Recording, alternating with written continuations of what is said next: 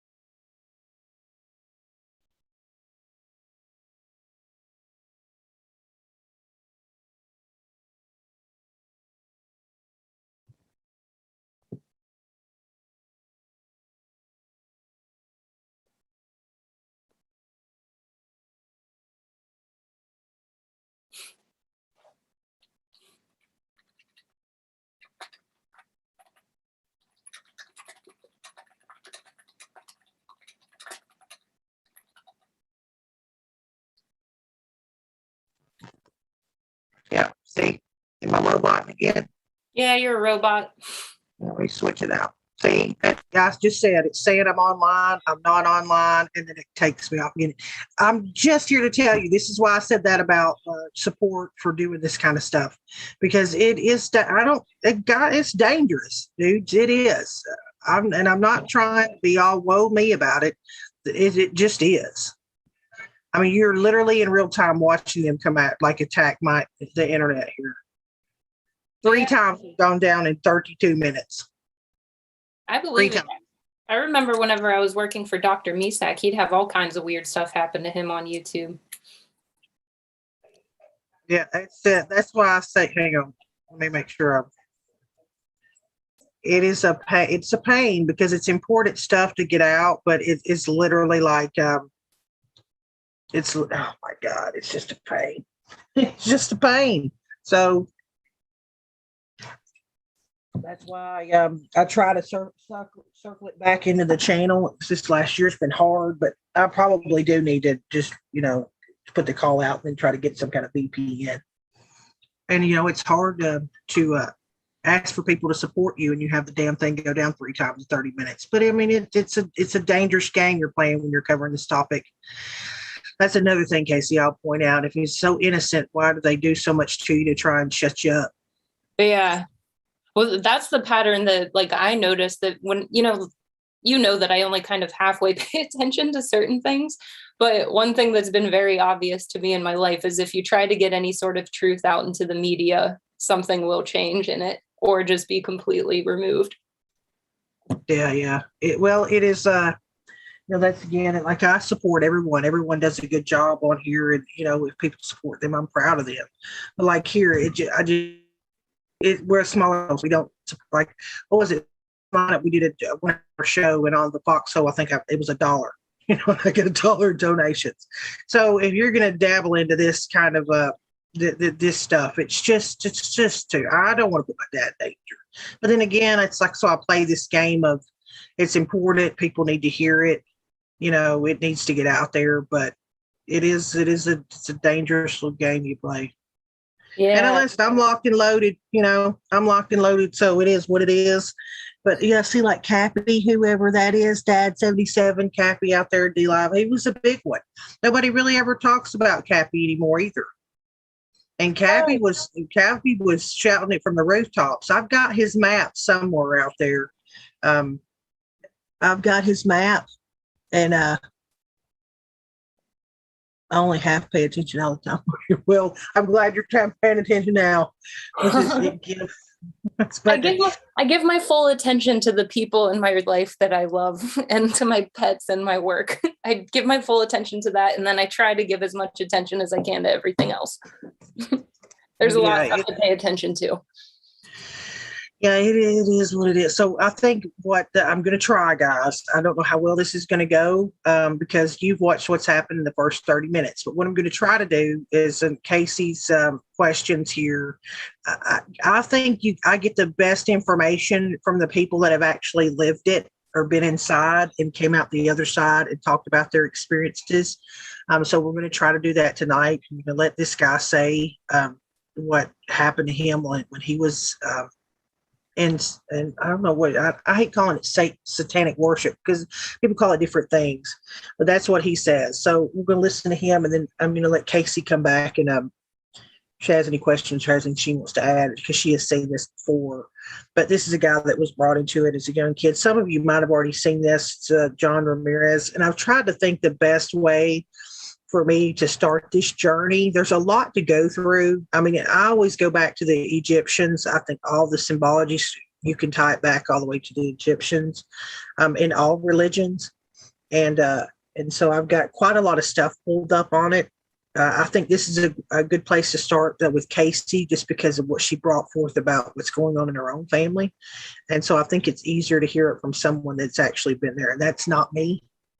But I've studied a lot of it. But again, I think it's better to hear it from somebody that was there. I'm going to play this for you. If God willing, we can make it through it. My modem stays online, trying to leave me the hell alone.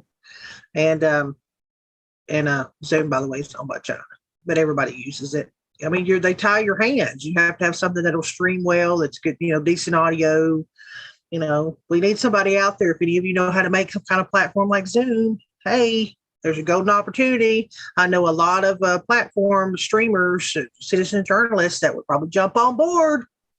Just saying. So let's start. We'll listen to this if you're ready, Casey, and then I'd love to hear what you have to say. Yeah, for sure. If we can get through it, everybody say a little prayer. Dear Lord, please be with us right now that we can make it through this broadcast without being taken down again. Lord, please put your protection over us. Michael, come on down here and give a big middle finger to whoever the heck is trying to mess with me. See, I told you I talk to God like that. I don't sugarcoat stuff for God either. I just lay it out there what I need. In Jesus' name, pray. Amen. All right, here we go. Lord willing.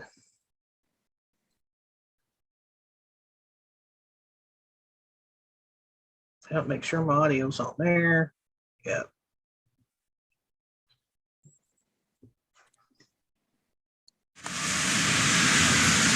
And then look what they got. The Virgin Mary and so the God. But they're the idols. And this is supposed to be Michael, the guardian angel. What is it? It's not even Michael. You know that. Right? And look. Santeria. All the witchcraft. And this is the stuff I had, the caldero. This is the caldero. And this is remember remember the tabernacle, right? When people met Jesus, they had to meet Jesus. This is the tabernacle of the devil. This is the tabernacle of the devil.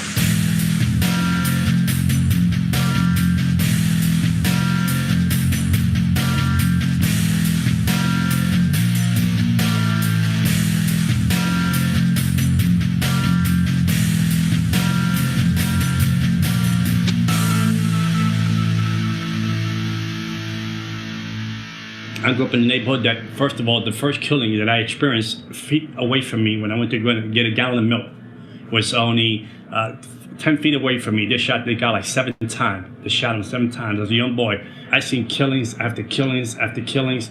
In order to survive in the streets of the South Bronx, you had to be a killer. You have to be a murderer. You had to be smart. You had to be slick. My father's side was all witches and warlocks. We lived on witchcraft. We had a contract direct with the devil himself. My father, I remember when I was younger, like 8, 9 years old, I would see him go into the room to worship the devil, and I could feel the presence of the devil come into that room. And my father would worship and speak in tongues and demonic tongues and worship and put flowers and put candles and put water. At 7 o'clock at night to 5 in the morning, I was really going to demonic church. I was going to witchcraft church. I was being trained to be a warlock. I was being trained with witches that were in the religion for 30 years, 40 years, 50 years. They was training me to learn how to speak to principalities, spirits in the ground, the devil himself. You couldn't speak to the devil right away. You had to earn your right to speak to the devil. And the first mass killing that they did in my neighborhood was in this house right here. The husband stabbed the lady 52 times and cut her ears off here. And then me and my brothers would hang out with their daughter, and we came to the house to welcome back home because we're hanging out with the daughters right here, and the daughters found their mother cut up to pieces here in this house.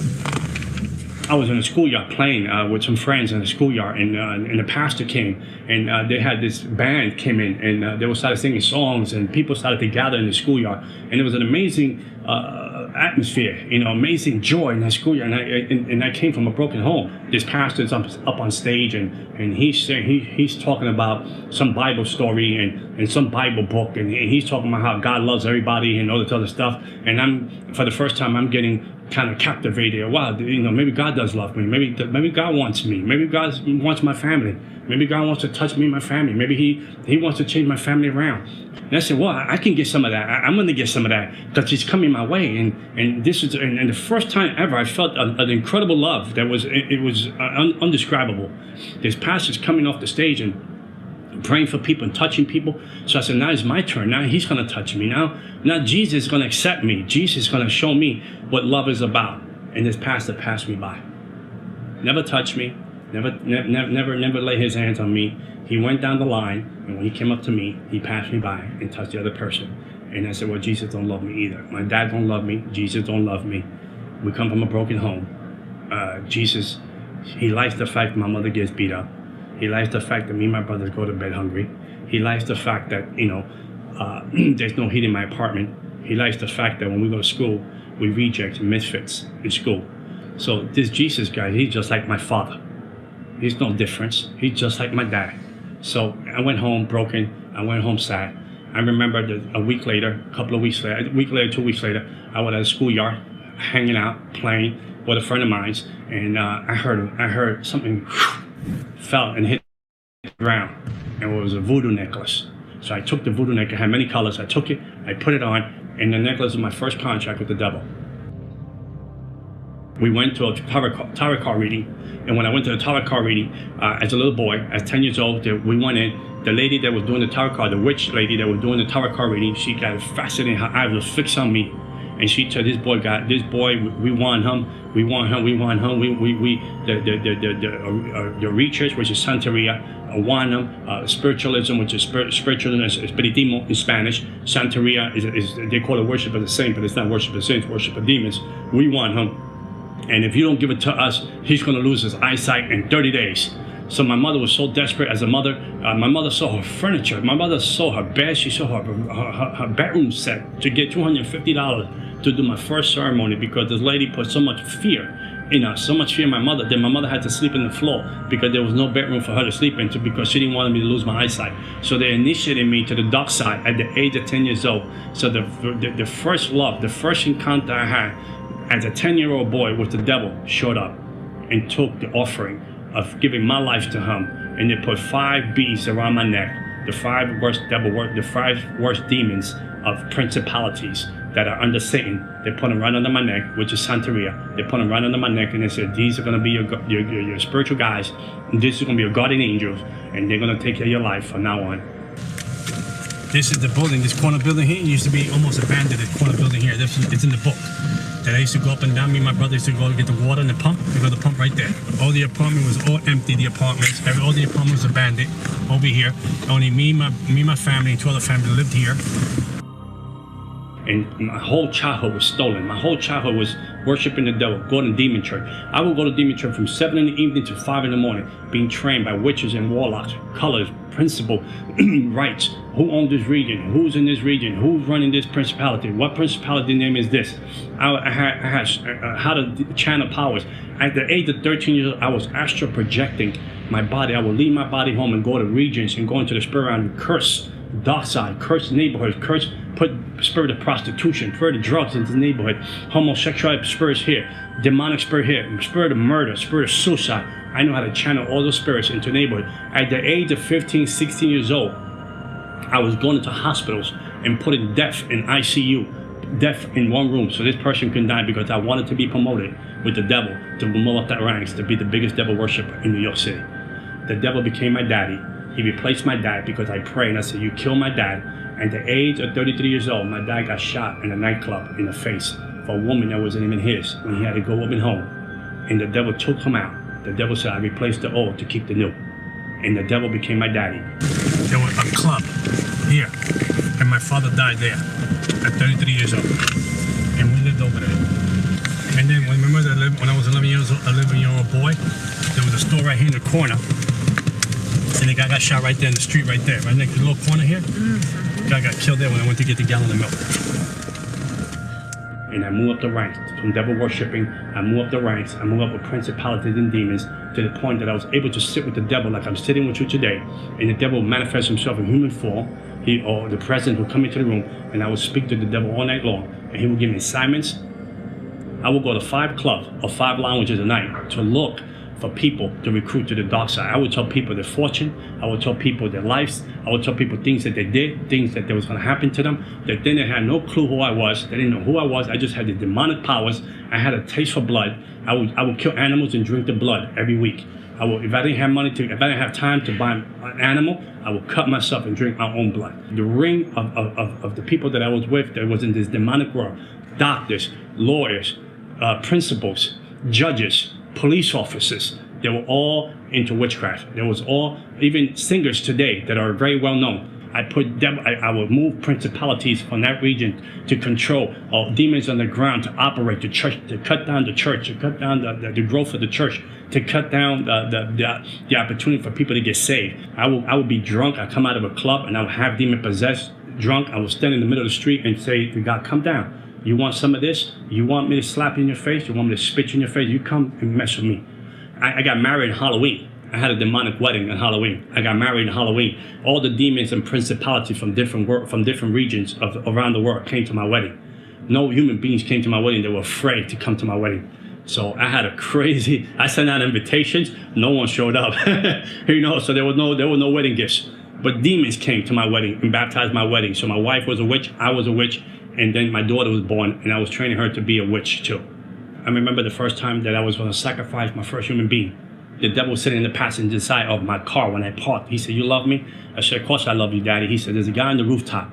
He's going to try to take you and take your money or hurt you. You kill him if you love me." So when I went up there to the rooftop, I lived on the 12th floor. I remember that.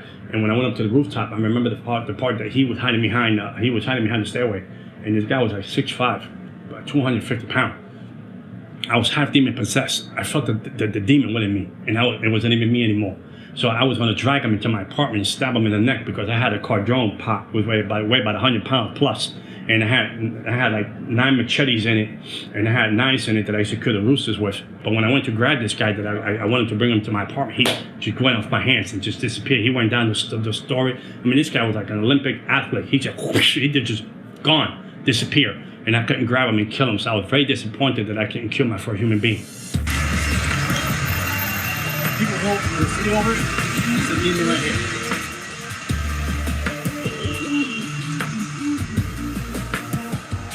There's a demon that comes to gates of hell. This is the one I was telling you about, that is in my book. It's right here, it's right here. It's a little demon. Here's another one. This is the demon that runs Haiti. Principality over Haiti. The one who's over there, principality over Islam. And look at this. Trap the people. The truth. Isn't that funny? The truth will set you free. I mean, ain't this a joke? They put it up there so people can think that they're part of this. What is this place? This is the Botanica. This is a place that everyone in the Bronx come here to buy the ingredients to do witchcraft and hurt people and kill people. This is the place. We can go inside. Come on, let's see if we can find something. If I tell you I was going to kill you in 30 days, you prepare your funeral. You was going to die in 30 days. I don't care who you were. I don't care who you knew. I don't care what you call yourself. If you were Catholic and you say you were Christian and you say you were a believer, I was going to kill you. Unless you had a real relationship with Jesus Christ. And the lady that lived downstairs, she came up and she told me, my husband is cheating. I want you to kill the woman that she's cheating with. Put a witchcraft spell on her and kill her. How much you charge me? I said, well, come back. I'm going to speak to the devil, my daddy, and I'll let you know. Come back in a couple of days. So the lady came back. The devil told me what to buy. He said, buy a coffin box, buy 21 black candles, buy an image of the lady, put her in the box, to do the witchcraft, to kill this lady. So we were going to do her for 21 days. She was going to die. After 21 days, we were going to do her funeral. So when the lady came to me, I said, I'm going to charge you $10,000. I told her to kill the lady. She said, sure. She said, I tell you what, I know you. You've been good to me. I go to your house parties. Give me $7,000. I'll give you 30% off. I said, I'll kill her. Give me 30%. I take 30% off the 10. Give me 7,000. So when the lady was going to leave my house, she said, by the way, she's a Christian. She said, the lady's a Christian. I said, I'll kill her for free. I said, I don't need the money. I said, I'm going to kill her for free. I'm going to teach these Christians a lesson that they're going to learn. I'll kill her for free. I told her, I don't want your money. I'll kill her for free. So I did the voodoo thing. I did the witchcraft thing. And 21 days went by. The lady didn't die. A month went by. The lady didn't die. And I was like, wow, what's going on? I mean, my reputation's online. So I called the devil. I called the demons that was signed. I increased the witchcraft. I increased the witchcraft. I doubled the witchcraft on it so she can die like overnight. Nothing was going on. Nothing was going on. I was home at night and the devil shows up. And I feel the presence of the devil comes into my house. And then the devil told me, we have to abort the plan of the lady that you want to kill. And I said, why would we want to abort the plan? My reputation on the line. I'm a witch. I'm a warlock. If I don't kill the lady, they're going to think that I don't have any powers. The devil said, you don't understand. The God that she serves said, don't leave her alone. Don't touch her. And I said, who's this God? She said, the God that she serves. So I was so angry. I said, no, but let's get one more week. Let's kill her. And he said, no, the God that she serves said, leave her alone. From the witchcraft that I did to the lady, she should have been dead in less than 21 days. How you doing, man? It's gonna grab me when I see it. This is Jezebel. This is Jezebel in religion. This is how it works. See, these statues here, this here don't mean nothing, but it's the demon behind it. So in order for me to identify to this has to be created because I can't identify to a spirit. I can't identify to because the spirit, we don't have nothing in common. I'm humanity. A spirit is immortality. A spirit is a spirit of demon. I can't relate to it. So in order for me to relate to it, you have to put this guy in the middle so I can relate to it because he's human form. He looks like a human being. There's a story behind this guy, so now I can relate to him. So the demon operates to him. Understand? Same thing with these guys. And then they give themselves names and days and birthdays. These are how the American Indians get caught up with demonic forces and they get caught up into the occult. These are the attractive of the Native American Indians. But those are statues that the people that use to camouflage the demonic ways and demonic religion. There's nothing here that is holy. There's nothing here. The only thing that's holy here is us standing here. What happens in this place? Like this what? place here in the back, they do witchcraft, they do voodoo, they do witch spells in the back, they do cleansing in the back. Over here, all these demons, they want you to buy these statues so you can take the demon home. They select the prayers. So they make you believe that you're praying to God. Look, see, I used to use this book for selected prayers. They make you think that you're praying to God, but these prayers are not God. They're not godly prayers. There's nothing in the Bible. They say nothing about the Bible. The crucifixion. We had a book in New York, in America. I was the third person to get this book that has symbols of the book, of different demons, of different principalities, of different way of killing people through witchcraft. And this book was no one had a copy of this book. You couldn't have a copy of this book unless the devil signed off on it. And I was the third person that received that book. And I would take symbols from that book and do witchcraft to people and put people in make people lose their mind. I put witchcraft on people, make people get diseases out of nowhere. I put witchcraft on people, make people get leprosy. I put witchcraft on people, make people get cancer. I mean, I did witchcraft to people. I gave people miscarriages. I gave people abortions. I put people in hospital for surgeries that didn't even have to go surgeries. I did witchcraft so people can lose their minds. I put spirits of bipolar, schizophrenia. I put spirits of disease on people. I put suicide spirits on people. I'd be up all night long praying and talking to the devil. When Christians can't even go to church for 1 hour. When Christians can't even pray for 1 hour. The spirit realm is more real than the natural realm. And we fail to see that. And whatever is not covered with Jesus Christ is an easy target to bring down. Like the atheists, I can kill them easily. They were easy to kill. The Jehovah's Witnesses were easy to destroy. Moment later, it was easy to destroy. The people that will walk around and say we don't believe in the devil, they were easy to destroy because they will not seek any spiritual help. I remember the time that Nikki Cruz group came into my neighborhood, and it's called Truce. They would come and do drive-bys in my neighborhood. They would do like worship, and then they would preach a word and go to another corner and do the same thing. And I came after this group to try to bring them down, this group. And they were young kids. They were like 18, 17, 16, 20. I mean, so I said, how dare they play this junk, this filthy music in my neighborhood, today we call worship. This filthy music in my neighborhood. I'm going to go after them. I'm going to destroy these kids. So when I went up to where they were at, there was a wall of fire around them. I couldn't penetrate and touch them. And there was something pushing me back. Every time I tried to throw demonic forces again, there was something that would just push me back. And I was able to touch these kids. And I said, there was something here. It's not right. Something is not falling into place. So I walked away and I left them alone. I didn't want to deal with them. I said, okay, they won this first round. So there's obviously spirits here watching us. Watching us. Yeah, of course they're watching us. Yeah, and so we're all protected. We're protected. Yeah, we're under the blood, brother. Ain't nothing like the blood of Jesus. Okay. Man, yeah, we're all protected, but there's nothing that can touch us. Because Job said, what we got a hedge of protection around us. Right. And we can walk into this place, we can chase demons out of here, we can curse this place to the ground in Jesus' name, and there's nothing that the devil can do. I mean, I had so much money, beautiful cars, beautiful woman. I had it all. I lived in a world that people, my neighborhood, they were terrified who I was. They said, if you mess with that guy, your family will die. If you mess with that guy, he don't need a gun. He'll kill your family in his sleep. My daddy was awesome. My daddy was, he knew he gave me powers beyond I could imagine. He gave me powers that people had fear me. The police had fear me. The securities in my neighborhood had fear me. People that knew that I was the devil's, they would call me the devil's son. I brought Christians to their knees, not to prayer, because they had no power. It wasn't because your God wasn't all powerful. Don't get me wrong. Because your God was all powerful. The vessel was weak. The vessel had no prayer life. The prayer had no fasting life, and they had no relationship with God. There was a form of godliness in the person, but no power. The person was weak. The person had nothing going. He had a Bible, he had the right suit on, she had the right dress on, but there was no connection with Jesus Christ. Because you was out of his will, you was out of his promises, and you was out of his divine purpose. And I had you, I own you, I had you as a slave. I broke you, I put witchcraft on you. I kept doing that to Christian after Christian after Christian, after families, after churches. I chased everything down that represented the cross of Jesus Christ.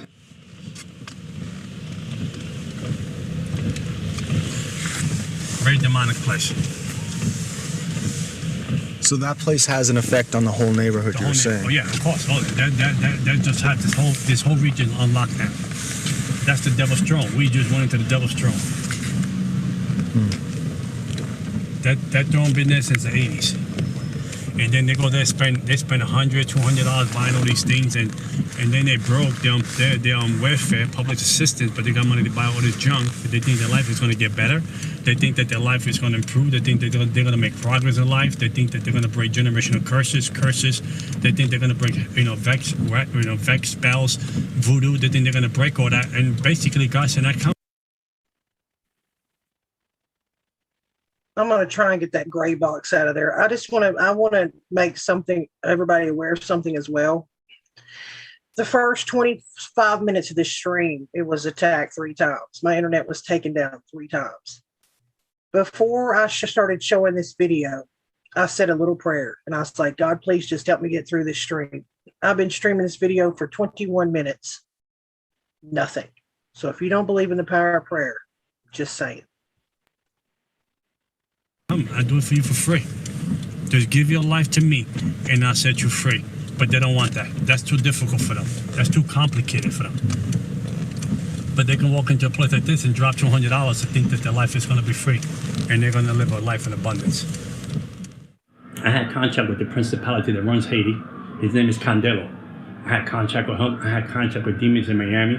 I had contact with demons in Africa. I had contact with demons here in New York City, principalities that run the crossroads of the world, here on 42nd Street, okay? There's a different principality that run the crossroads of the world here on 42nd Street than the ones that try to run here in this neighborhood. I didn't have a conscience.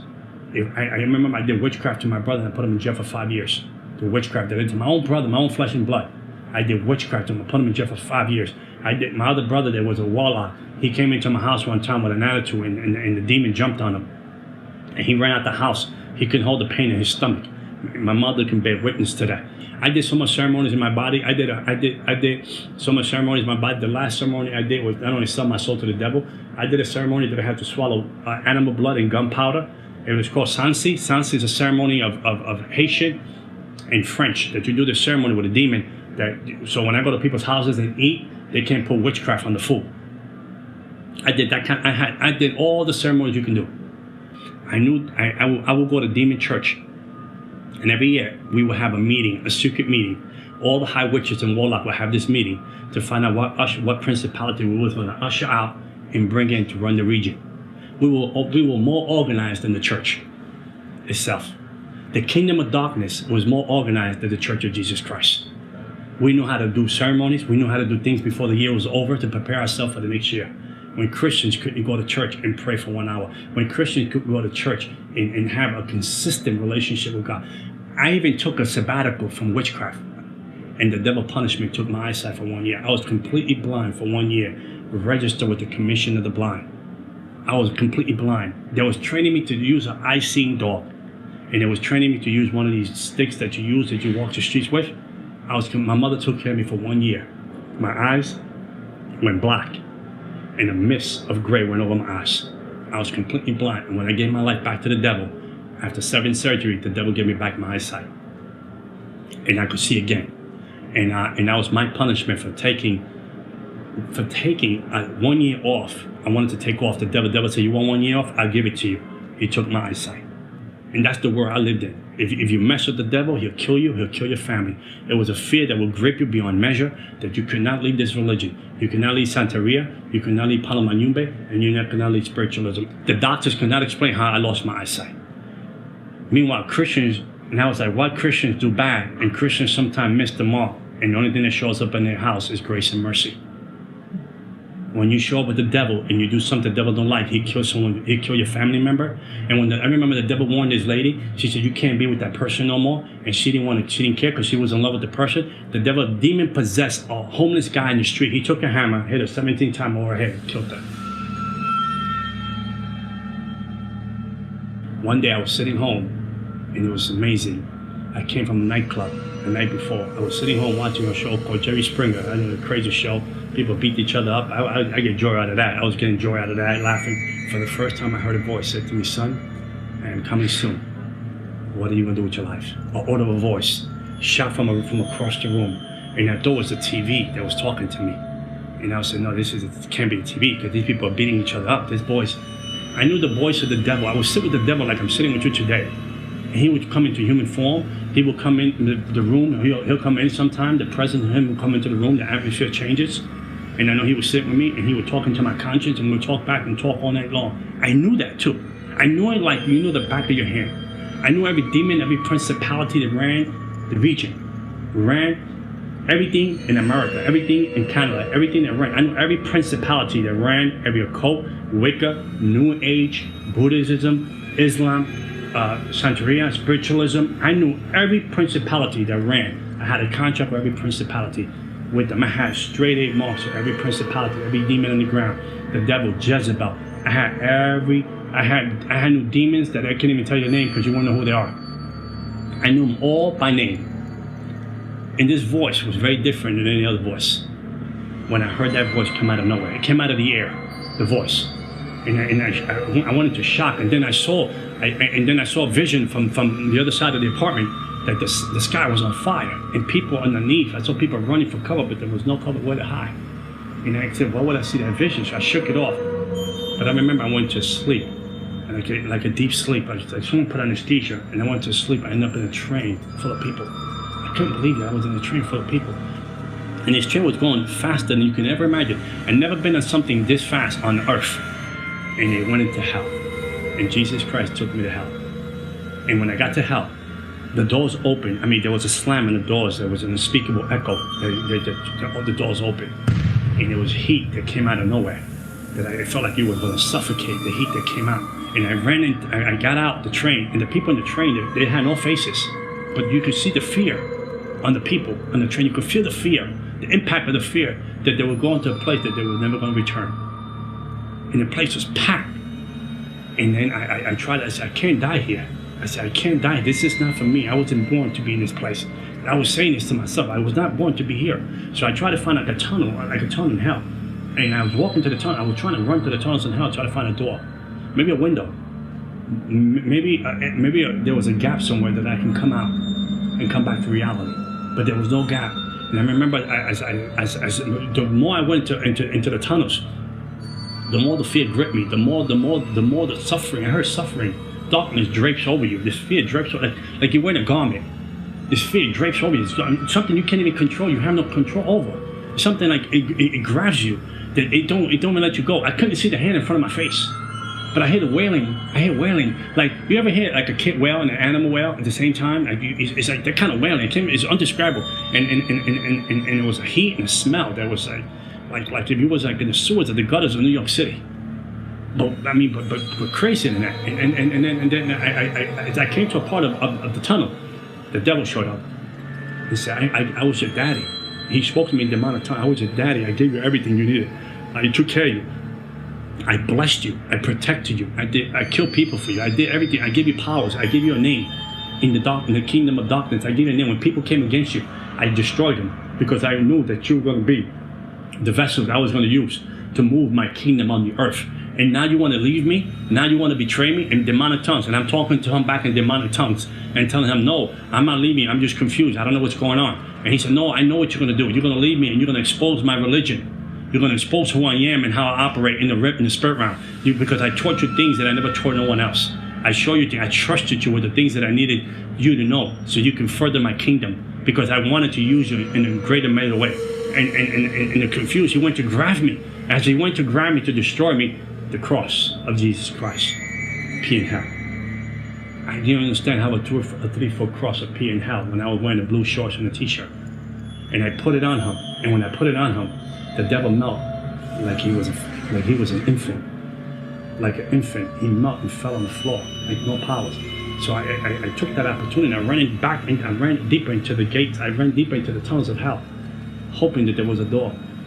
My hope was it was a hope and a hope at all. There was no place to say, I'm coming out of here. This is it. This is the end. I had a fear that gripped me that I was indescribable. I never felt a fear like that. I never felt a despair. It was the opposite of what heaven is. It was opposite of joy. It was opposite of gladness. It was opposite of peace. It was opposite of life from darkness. It was a place of torment, a place of, if I'm here, my family don't know I'm here. My daughter don't know I'm here. How would they find me? How would they look for me? So as I went deep into the tunnel of hell, hoping that there was a door, a window, a crack somewhere that I can get out, the devil showed up against, and now we'll destroy you. So what I did was, I told him in the demonic language, I got these marks. These are my contract to protect me, to destroy you. He said, fool, I gave you those marks. Those are my marks that I own you. I own you. No one owns you. I do. And you're going to live for me or you die. And when he went to grab me the second time around, I said, it's finished. I said, this is it. He went to grab me the second time around. The cross of Jesus Christ appeared in hell. There's no greater love than the cross that will come for a sinner like me in hell. So when David said, if I make my bed in hell, he knows I'm there. Grace and mercy showed up in hell. Grace and mercy knew my address. Grace and mercy have a plan for my life. To my unspeakable, demonic, selfish ways, arrogant, self-centered ways in hell, when I was done for the count, Jesus Christ loved the misfit. And he said, I have a plan for you. I loved you beyond you can ever imagine. And he showed up in hell. And when I woke up, then my spirit came back into my body. I woke up and I bent my knee to Jesus Christ. I had $100,000 witchcraft stuff in my house. I threw witchcraft away. I threw religion away. I threw everything that had to do with darkness away. The people from Haiti, the people from Cuba, the people from Miami and New York said we have to kill him because he knows too much. We have to destroy him. We have to kill him because he knows too much. He's not one of us anymore. And they came for the kill. They did their best. They came for the kill. I would sleep during the day. To stay at night when the demons show up and tormented me for 30 days. They tormented me for 30 days. They would grab me by my throat, pick me off my bed. The room would go cold. I would lay in my bed. I felt another person lay next to me, ice cold, another person. I would look like this and I can feel the presence of that. It was the devil himself right in my bed.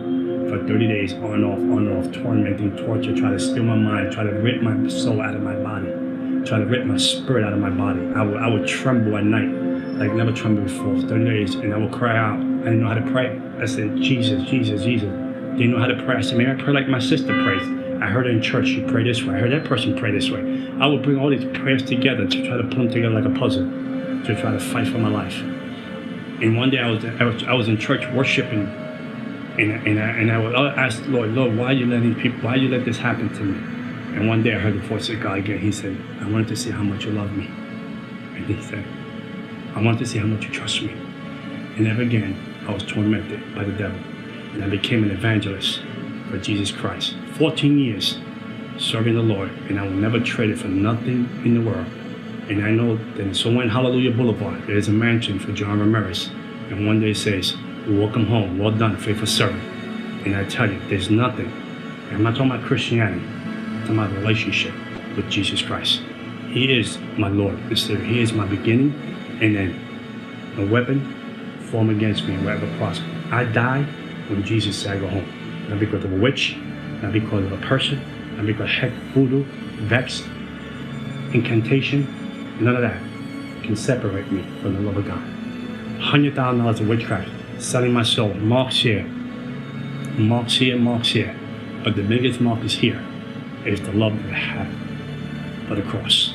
And nothing like the cross of Jesus Christ. And I tell you this, and I end with this. I was cursed, I became blessed, because the one that was blessed became cursed for me. And I switched daddies. And my daddy sits in the universe. And he loves me beyond I could imagine. And that love now I can give to my daughter. And my daughter today, she's a born-again Christian, graduate from college, psychology major.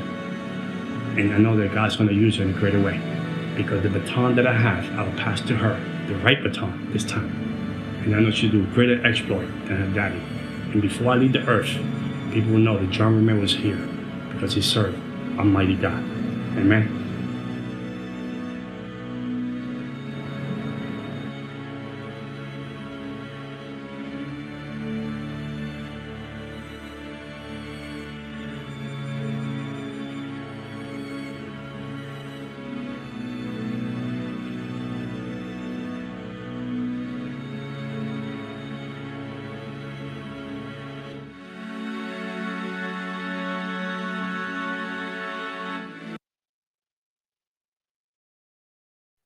There you go.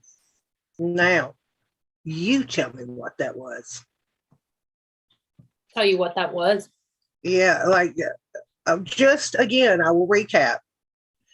We were on air for 30 minutes, and 30 minutes, this stream was taken down 3 times. I think it was 3. Was it 3 or 4? Yeah, I wasn't counting. But I mean, enough. I know it was at least 3, possibly 4. This stream was completely, my modem was completely taken down and brought back up. I said a short prayer before I tried sharing that video and said, God, just be with me. Send old Michael down here to protect. And that I played that 32-minute long video. My modem stayed strong the entire time. You know what I'm saying? Everybody was here to see it. I totally know. Everybody watched it, Casey. Like, I promise you, I'm not making my own self a headache by taking down my own stuff. Okay, that went down 3 times, and I said the short little prayer was like, God, help me get through this. And look what freaking happened. And thank you. Look at whoever donated while I was playing that video. Thank you. It warms my heart. I really, truly mean that. We got 3,000 pills in Foxhole while that was happening. So I mean that. Covering that kind of stuff is not easy. And so I do appreciate it. And if I missed anybody, I know YouTube is ScrewTube. Since they demonetize this, there ain't nothing I can do except we have a PayPal, the Patreon. And thanks to everybody too out there that has been a Patreon with me since the beginning. You guys have been awesome. I think I have 6 of you guys that have literally been over there since almost day one. And I had actually created I do stuff on the side. I work constantly in the background. I have made so many presentations in a PowerPoint. Like I have one to go with another video. I was telling Casey about it earlier, because I have another one that kind of gets into the deeper side of stuff with explaining who they are. And I try to read a lot of books. I think I get my best information from the books, but there are great people that have put presentations or talk about it that I have dug up over the years. I'm trying to find that one. Made a graphic of all the people. What did you think? What did you think? Well, I went through 2 different thought processes in a progression. And the first one is like, wow, this Satanism stuff is really like scary and powerful if everything that he's saying is true. But then I was thinking like, it's really hard for me to be scared of Satan, because I just know that God will protect you if you ask him. Like, it's like, it sucks that people get sucked into it, but it's hard for it to like scare me. Although I pray that people aren't tricked into any sort of evil. But it is eye-opening, like how far the scope goes. And whenever I think about this from the perspective of my siblings, or my little sister that I was talking about and her friends, can you imagine being a kid who's like, questioning their religion because of things that they've seen in their real lives happen? And they're, trying to discover and learn about themselves. Whenever I saw that, I was thinking like, wow, this would be really great for them to see, because, they could see the other end of it. But then I was thinking like, man, imagine if you're a kid whose parents are very, like mean Christians, not like, oh, I'm going to teach you, how to bring God into your life and teach you how to tell the difference between good and evil. There's some parents that are just like, oh, if you're going to wear that pentacle or that goth looking stuff, just get out of my house. Like, God doesn't love that, or whatever, the really harsh sort of thing. I wonder how horrible those kids would feel if they see that and they're like, so you're telling me God can forgive a person who's like murdered multiple people, including babies, but like I'm so horrible because I'm just like dressed a certain way? It's like, I guess as the little child in me, that part of that came out whenever I heard that. Well, the truth of the matter is, if you heard him in the very beginning, I almost paused it when he said this, because you have mentioned kind of like stuff like this before, as well as I have as well. But have you noticed when he said that part about how he was in the church and the preacher was coming by and blessing everyone, and he skipped over him? Yeah. And he was like, and that just made me feel like, well, Jesus doesn't love me. He's okay with my mom to get beat. He's okay with us going to bed hungry. And literally it can happen that quick. Like, that's how fast it can be, where a church will give a bad impression to a young child, or, I mean, adults even. This is not, Yeah. It's not relegated just to children. That's why I cannot, if I said it once, I've said it a million flipping times. Your relationship with God should be your relationship with God. Oh, here we go. I found it. This is just shows you I make this stuff and then I don't. But I'll try to keep doing this stuff, by the way, because I forget. How much work I've done over with a large group of people. I'm always scared I'll forget a name, so I don't want to insult anyone when I do that. But like, here is some of our supporters who've been our Patreons forever. So shout out to you 6 guys that've been with us forever. And then PayPal in the last, this was actually over the last 7 months. So if that doesn't kind of tell you, but shout out to those people. And I do that stuff. So, I just forgot, because I don't want to forget anyone and then make them feel bad. But saying that is like, that's why I constantly say your relationship with God is what's important, not over a pastor, not, yeah, exactly. Always in Texas. I got took down a lot in the beginning, and all of you, if you weren't here, I said a prayer right before I showed that video, I was like, God, please just help me get through this. And we went for the second half of this whole show, and my modem is held strong. You can do your own, you can deduce that however you want to. You heard him say that another thing about between Christianity and Satan in his experience, that Christians will sit down and pray for 2 minutes, and so these Satanists will sit down and pray for hours with their incantations and stuff. All of you out there, if you've ever been a part of a church, most churches, I'm not going to say all because I never did a broad brush stroke. I'm going to say, I guarantee a lot of you will understand when I say, if you've ever been involved in a church, and some of the most Christian acting people you can meet, and they always act like, oh, I'm just their God-fearing and God-loving people, and they're the first damn ones to judge you of what you're wearing. They're the first ones to talk crap about you behind your back and snicker about you and your family, or say your kids are, are not good enough or whatever. They're the most judgmental, most hateful people you'll ever meet. And they're the ones that go in those doors every time they open. Now, again, that's not every church and that's not every congregation, but that's someone coming from the outside and curious and looking for answers. When they run into a situation like that, does that make you feel like you're going to be welcomed? Does that make you want to feel like you want to be a part of something good? Or does that make you feel like this is like the old boys club or the little late red hat clique, and, sit around with a bunch of buttholes that just want to sit there and judge you all day while saying amen every time a preacher goes, and thou shalt not judge. So I understand that, well, like what you're saying.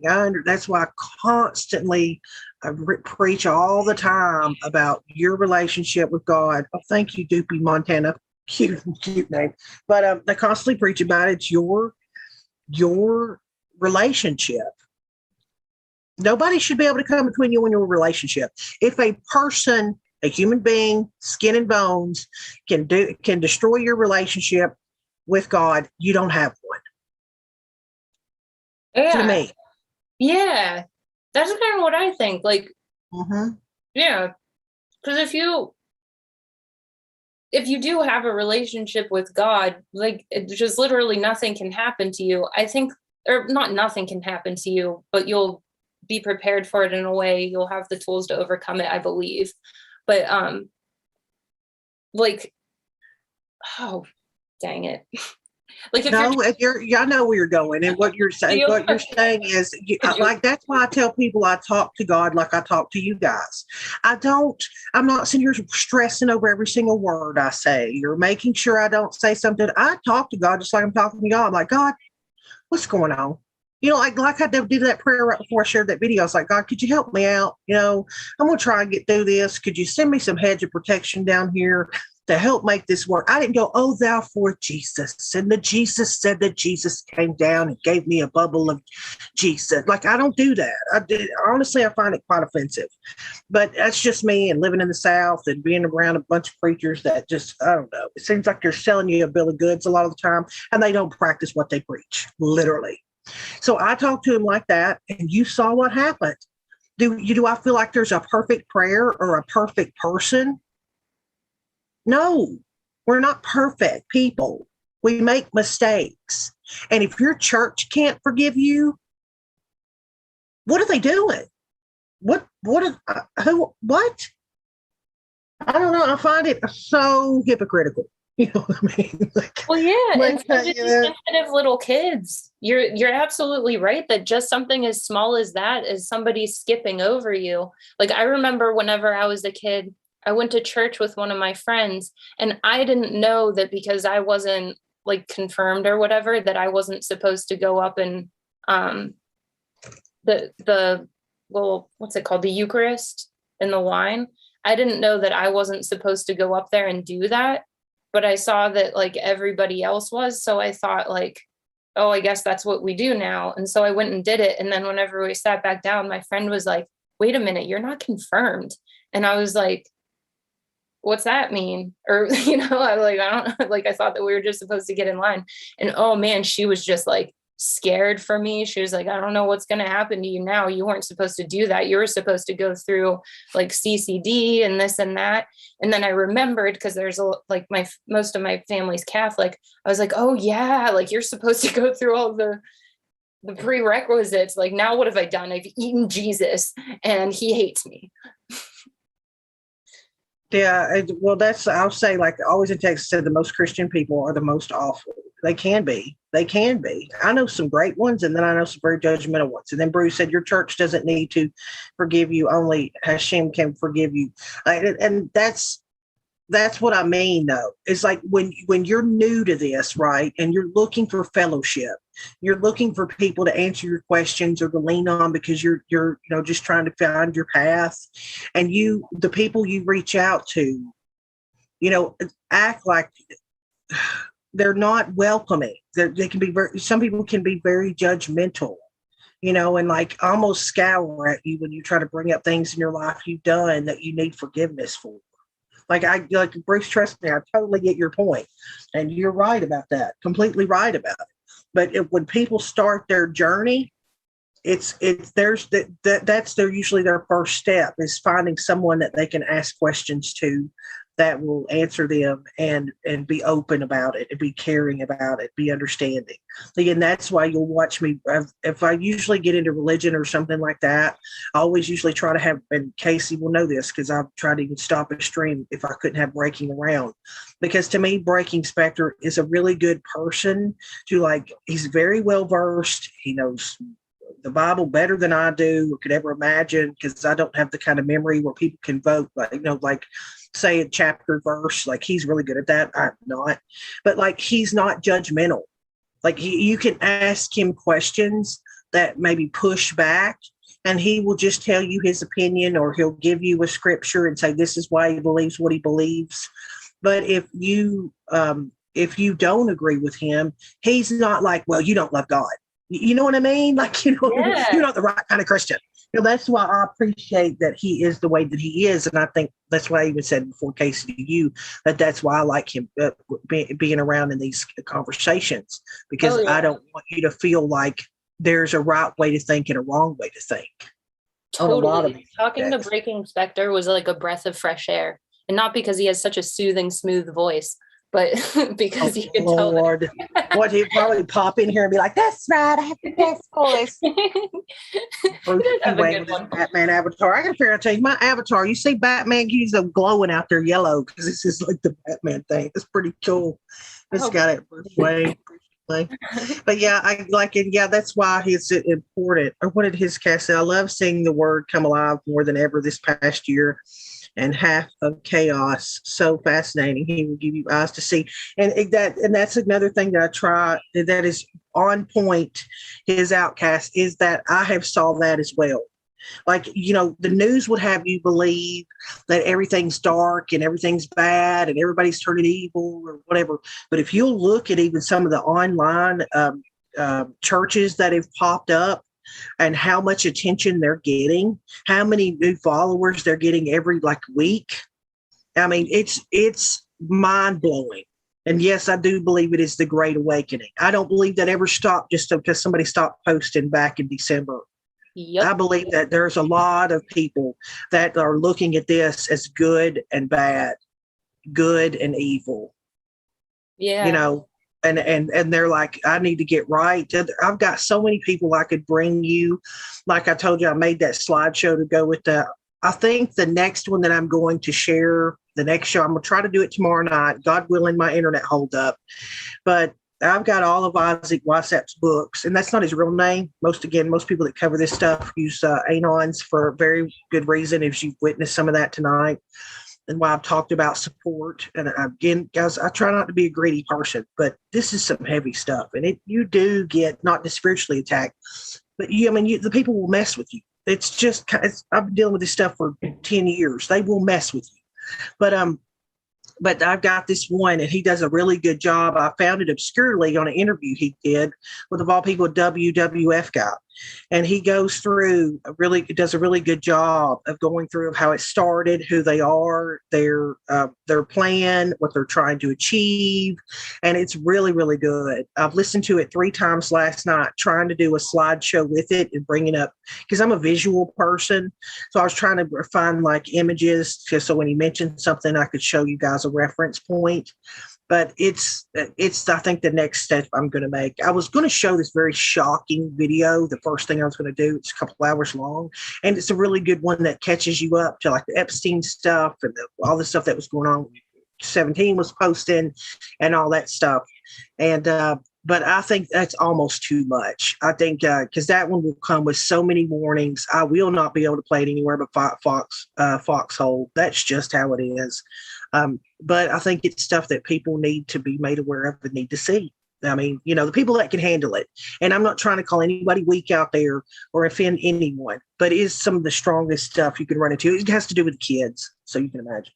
Yeah, and you're right, but some people don't want to see that. Like certain things, like if I have to see it in order for something to change, then yeah. But like whenever I'm already on the same team, like, yep, I'm against human trafficking. Like, yep, I do not want like child sacrifices to happen. Like, yep, all this and that. I don't want this socialist thing that's going on. I base my behaviors on that. So after that, like, I don't want to hear or see anything typically that I don't have to. That's evil. Yeah, and like then Dad said we all prayed first. And just so thank you out there, Dad, 77. And then Rottweiler said the Bible said, Rottweiler, you little troublemaker. You don't know who Rottweiler is. You will, girl. He is trouble. He says the Bible is pretty specific about who the ultimate judge shall be. It's also pretty specific about who should not judge, and that's exactly right. And you all guys are on down the path, and you are very aware. But that's why I've talked so much to Casey about it in the beginning. Is it doesn't concern me for people that know, people that have their own relationship with God. You have those relationships, and no one can come between it. What concerns me is, like, say, the younger generation that knows something's up, that has questions, and then they seek answers. And it's just like the video we just watched. He was in a church where they got passed over, and that's basically kind of all it took. Or examples of Casey tonight with her own family, or she's got family that's kind of like curious about it, and she's watching them kind of dabble in it. And I don't want to use the word innocently because that'll trigger folk, but she's not a bad person. She's just curious, right? And if you don't have someone in their lives to counterbalance that and say, okay, well, if I understand you want to be open and educate yourself, but if you're going to do that, how about you balance it and read this book or watch this, and then maybe you'll understand. Yeah, and lead to something not very good for you. Yeah, I don't mean to cut you off. While you were saying that, I was also thinking and like why I'm going to keep on leading by example in my own life with her and keeping myself in check. If I find myself like being judgmental in the same way that I used to, stray away from whenever I was younger, like every once in a while I can catch myself doing some of the things that Christians did whenever I was younger that kind of turned me off to the religion. Like whenever I saw my little sister's pentacle mask, at first I honestly was just like, why, Elise? Like, what are you, like, why Satan? Why? Like it was just very negative at first. And then I didn't realize after a while, like she's not doing this. Well, she is kind of doing it for attention because most of the adults in their life are usually on a computer and only halfway talking to her or looking at her. But so a little bit is attention, but I think that's kind of rightfully so. She's a child. But it's more that she really values getting along with people and looking past differences.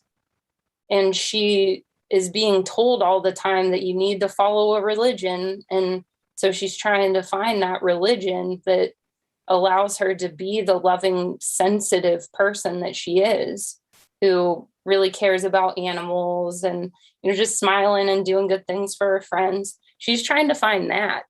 And I don't think she was seeing that in Christianity. So my job is to lead by example and still stay strong with my own behaviors and not just be open-minded to everything for the sake of being open-minded, because you do have to use discernment on things, but to not be the person that I also had in my childhood. But you can. Sometimes it's easy to to accidentally do those little things to offend a kid or set them off. Yeah. I mean, they're fragile minds sometimes. And then Bruce Wayne said, my youngest is 5. Wow.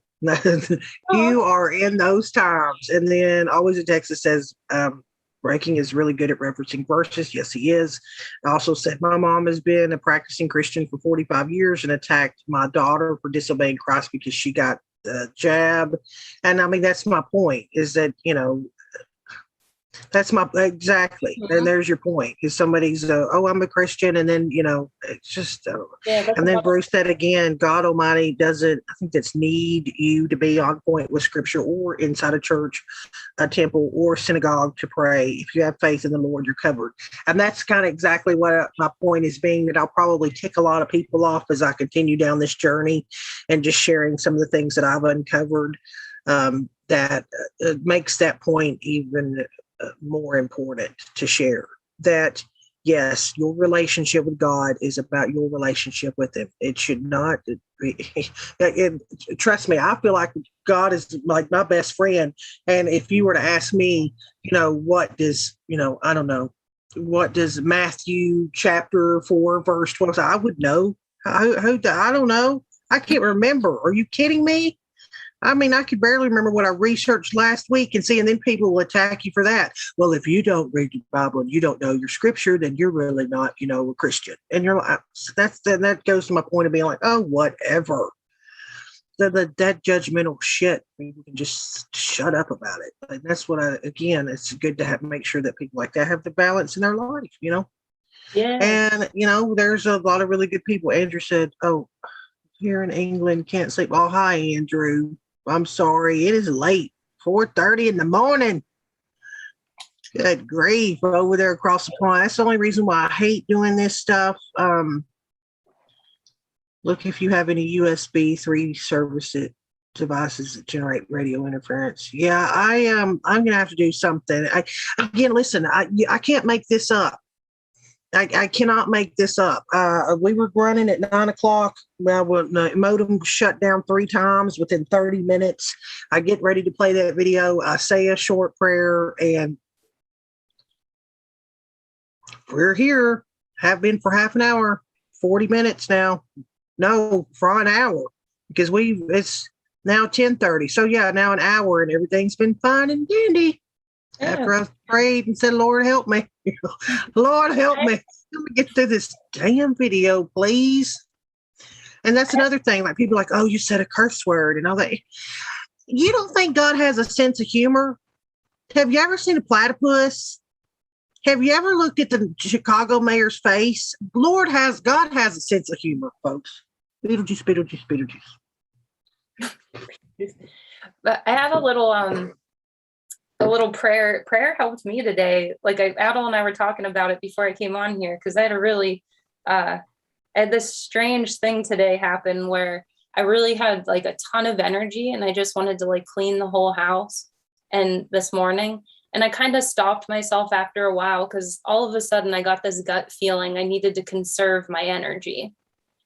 And then I was going to listen to Adel's show, and then I remembered what was going on in Afghanistan. And then I was like, got this gut instinct that I just don't like. I just want to focus on being calm. And then I was like, I need God right now. And so I was like thinking, we'll come back to this in another show, but I've had some frustrations reading the Bible. So today I was like, I need to read something different. And so I picked up this little book that somebody once just randomly gave me. I barely know them. And it's called Keep Calm and Trust God. It's like a very little book by Jake Provence and Keith Provence are the names. And I read through this book, and it basically was just like, gives you different prayers and tells you about different parts of Scripture. And then they wrote their own little write-up on each page about worry, fear, depression, anxiety, regret, and all that. And I was so into it that I read the whole entire thing and was like just really enjoying the prayers. And I was in this wonderful headspace. And then I went to take a nap and just kind of to let it all set in. Well, I didn't know while this was going on, and neither did Adel, because he was doing his show. but some lady came into our house. She was going through all of our stuff downstairs. She was wearing my shoes, and she was wearing like this inside out dress. My dog's old, didn't notice, didn't even bark or anything. And this lady had been going through, so I just came down the steps not knowing she was there. So I didn't have like a weapon, like I didn't think to like protect myself before I came downstairs. So I came downstairs and this lady was just there in my shoes going through my stuff. And at first I noticed myself getting real shaky and like I wanted to react kind of heavy. And then I was like, wait a minute, I've been preparing for this all day. Like I knew that something stressful was going to happen. I'm going to breathe for a second. And as I was breathing, the lady was telling me like why she was there and who she is and stuff. And in that time, I was able to kind of recite to myself some of the things that I read in the book. And I was able to communicate with the woman enough, like to get her out of my house, but not escalate anything. Because I didn't want to turn my back to her at all to run and get a weapon or anything. And Adel couldn't hear me because he had his like headphones on. Luckily, she wasn't violent or anything. But I was impressed by, I was able to just very, very, very calmly talk to her and tell her that I didn't appreciate her in my house. She wasn't invited. She needs to get out. She told me the reason was that my door was unlocked and that isn't where she comes from. That's an open invitation. And so she What? needed, yeah. She And said who that, was this just a random person? yeah, in an inside out dress. She was just some lady. And she was like, yeah, for your own safety, just so you know, where I'm from, if you leave your stuff unlocked, that's an invitation. I'm just saying that so you know for your safety. And I was like, oh, okay, I appreciate the reminder. Yes, I should have locked the doors because now you're in my house. But for your safety, I need you to know that where I come from, people have guns and dogs, and you don't go into anybody's house without permission, no matter what the state of their doors are. Good Lord. I mean, listen, it probably would have ended different. That shit would have happened here because I live alone. Well, yeah, I mean, yeah, I was in total, like, I wasn't feeling defensive at all, because I was just the middle of the day. Adel and I were both home. We were going in and out of the house all day. So I just never would have thought that somebody would have wandered in and put on my shoes and started walking around. Yeah, I had to let me tell, shout out to Pixels that's out there in our in Foxhole. Thanks for the ship, my dude. And I'm very proud of you. Pixels has been doing very, very well, which he deserves. He finally left his job and has been doing this full time, and he's doing very, very good. I mean, he's doing very, very good, and he couldn't happen to a better person. So, that means a lot for me to have known you for your first day into all this, and now seeing you make me the small guy. So that is, if that's what I get out of all this since the beginning of day one, I will take it. That warms my heart. So I appreciate it. I mean, Pixel's over here donating to this channel. You know what I mean? That's a big deal. I'm proud of it because that means he's doing good. So that's important. That's important. And I told him that 412 is you're on Adel's PC. Yeah. Yeah, I just stole his stuff because that's what I did. I came in here last minute and just sat in. I don't know what I did. I already broke my laptop or something happened to it. But it's good to see you, Pixels. Yeah, he's doing good. He's doing very good. He's doing very well. Very proud of him. But I'll shout out to him because I always say it every time I see him. He's got the best mother in the world. Shout out to Pixel's mom. Yeah. I love his mother. As if you would have told me anything jealous about you and Adam going down to see Pixels. I love Pixels to death. He is like a nephew to me, but I'm more jealous because you got to meet his mother.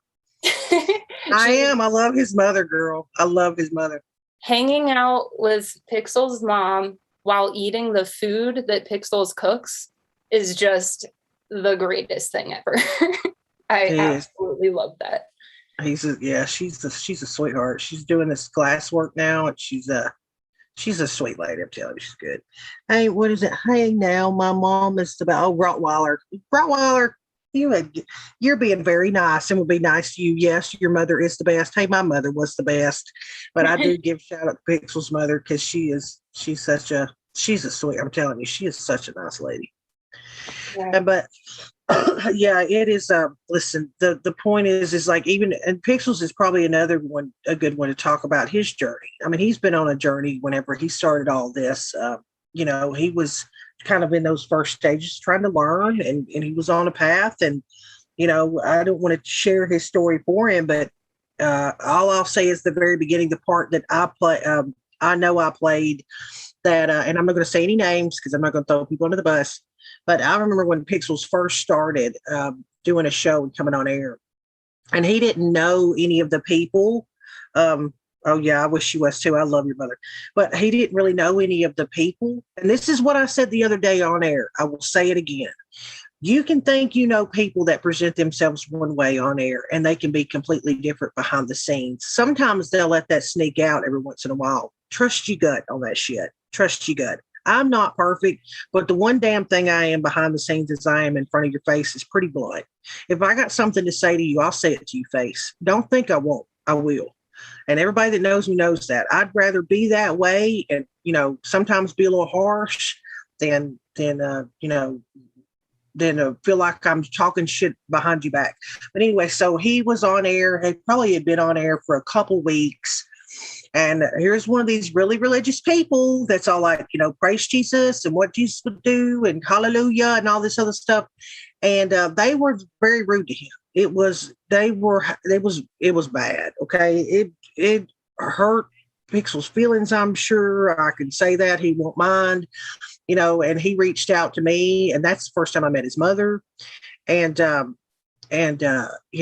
just kind of tried to counsel him in the fact that this is exactly a good example of, some of the most high and mighty acting people are the biggest assholes, can be the biggest damn assholes. And so, but, he had one thought about this person for a long time. And he finally had the opportunity to get close enough to kind of meet them or be around them. And it completely blew apart what he thought, but listen, look at him now. He's fine now. And then I don't even know where the other person is. Who the hell cares? Who knows? But that was a great example, as I would have been worried if that would have been Pixel's first kind of exposure to something, and that would have been what he was left with. He might have a completely different outlook as Dak himself. But he'll have to tell you that story one day. He'll probably won't name names either, which I won't do. But it was shitty. Because again, this is one of these people that are like, praise Jesus, hallelujah, love the Lord. And then they would be the biggest asshole to people that watched the show. I mean, it was like, or the people that were around them that were on the same damn team. Be like, get out of here. You don't need to be. I'm like, whoa, is that what Jesus would do? Oh, thank you, PJ. I appreciate it. And again, guys, I'm not the best person in the world. I make my own mistakes, but I will promise you, if you have any questions for me about something I've done or something you've heard, you all know our daggum email. I've left it on the screen enough times. I will show it to you. You can come ask me directly. And if you need some backup into what I'm saying, I'll send you to people you can ask them, because it is what it is. I am who I am. And I will try. I'll try to be loyal to people because where I'm raised, loyalty means a lot. But I'm not gonna kiss your ass. I'm not gonna do it. That's why it's weird for me, even the donation stuff. And I mean, I've even asked for Pixels, kind of his advice on some of that stuff, because I know I'm not the best. And this is where I'm just because I'm 45 and Pixels is half my age does not mean I can't learn something from him. And that's another thing you run into where people are like, well, they don't know anything because they're, whatever. Then you need to get your crabby ass about the damn house and go live a little, because whatever, but there's their, here's all my Oprah shit. I've got over here to the side about how evil that asshole is. But there it is. You ever have any questions, you can reach out to me and ask me directly. I will tell you. I'll tell you exactly if I screwed up, what I said, what happened. To a certain degree, again, I've spent a lot of my life, a lot of my time trying to protect folks and not slow people under the bus, because I got to live with myself at the end of the day. But it is what it is, man. It is what it is. That's why trust your gut. I always tell people your gut. Thanks, Curious. I appreciate it. I tell people, to me, your gut is God talking to you. Learn to trust your gut. And that's, to me, a lot of people don't trust their gut enough. They go, well, it's just a feeling. But getting back to the subject of that we're talking about, this next one I'm going to try and do. I'll try to do it for tomorrow night, guys. But God willing, again with my modem. Thank you, Girl Patriot and Dandy over on D Live. I appreciate the lemons, and it is kind of the breakdown of who they quote are, how it all started. Most of the symbology goes back to Egypt again, I think, because Egypt really is the one that was cared about record keeping. And remember, Oprah was all about that John of God, and she's the one that was all buddy with him. And remember, I'm gonna open orphanages over in Africa, and then what happened to our orphanages? They got busted for all that. The abuse of children and shit, and then you tied John of God into that, and it's like the holiest people. It's living in the upside down world. Okay, if you got someone that's working in child protecting services, you better look at them with a side eye. If you've got people running these orphanages or whatever, you better look at them with a side eye. Dig into them and make sure they're a legitimate organization. Research the shit out of them. But what I was going to say, because you brought it up, this stuff about, I know that's why I brought up both my D Live and my Foxhole chat, is this stuff going on in Afghanistan. Okay, I'm going to say it. I'm going to lay out my case, and I want to hear. Maybe I should ask you guys first. If you believe that this is actually happening in Afghanistan, how they're saying it, tell me that in chat. Same chopper, I guess, a 1. We always do the 1-2 thing. If you believe what the narrative is in the media, that all of a sudden Afghanistan is just now taking over everything, type 1. If you believe this is all just a bunch of kind of bullshit, then put a 2. Put a 2. And I don't even know how many people out there watching. Most of the time on my chat room, there'll be 1,000 people watching and like maybe 2 people commenting. Which doesn't bother me. It means that people are fucking paying attention. And instead, I don't care. But maybe they're like me. They can't listen and type at the same time. It's a bow. What's 3? You don't know? 2. Addie said 2. What's the question again? I'm saying the stuff going on in Afghanistan. Do you believe, 1, that it's actually the Taliban has just come out from the caves and all of a sudden at the blink of an eye, they're taking over Afghanistan? Or 2, do you believe that this is all like a psyop, like there's no way that could have happened and it's just something to push for another war over there and not take out our troops? I don't see how there could be a way to believe. Well, I guess if you only watch mainstream media forever. It's definitely distraction. Sheep No More Tommy is interesting. Rottweiler said 2 distractions. We just witnessed the transfer of arms. Yep.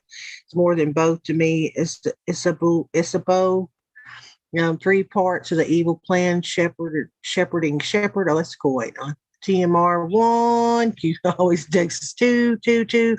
This is it looks like, can we believe it? This is my thoughts on this shit. Exactly.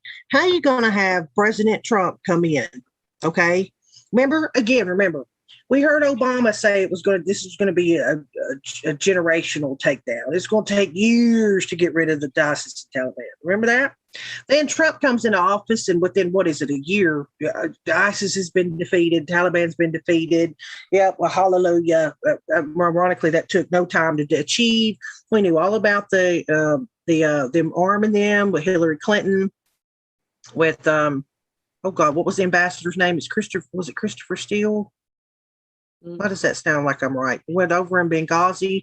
We know that all that happened. They were running arms through him, just like Obama did with the AG, knew about it, the Fast and Furious, where they were sending all those arms down to MS-13 across the border, all that. We knew they were arming them. Then we knew they were arming ISIS and the Taliban. That was happening. All that shit with Benghazi. And now you want to tell me that after they've been defeated, we've been over there 20 freaking years, within the 7 months that Biden's been in office, they just popped up out the caves and all of a sudden they're able to go move into the president's presidential palace. I'll tell you one thing that's made damn sense to me. They all look like they're in brand new clothes, holding brand new arms, driving brand new trucks. So all the money's back in play. The money back in town. We're being able to fund this shit again. This is like one of these videos that came out. I'll show you guys this stuff I have pulled. I got it. Let me get through my other stuff I have pulled. I have stuff pulled all the time. We're talking about all the way from the bones being found in the damn Vatican. That's another thing I'll talk about. They were searching for a teen and found a bunch of bones. Well, interesting. There's that. There's that article I have brought up. So you get into this stuff, I'm telling you. Remember, I got to look this shit up. So you start pulling this stuff up, people start paying attention to who the hell you are. Okay, so Joe Biden said got Afghan calls from plane fleet. So I just want you all to just take a look. Take a look. Okay, here we go. Here's the image of everybody scampering to get on planes. Because, all right, sure, okay. Then you have this guy going that looks like he needs to drink something with all the white plaque around his lips. Yep, there's your new president. Then we have no, it's this one. And I don't know if you saw this where the people were falling off because they were trying to climb on the wheels, right? Did you see this one? I didn't. No. Okay. Well, what's this, folks?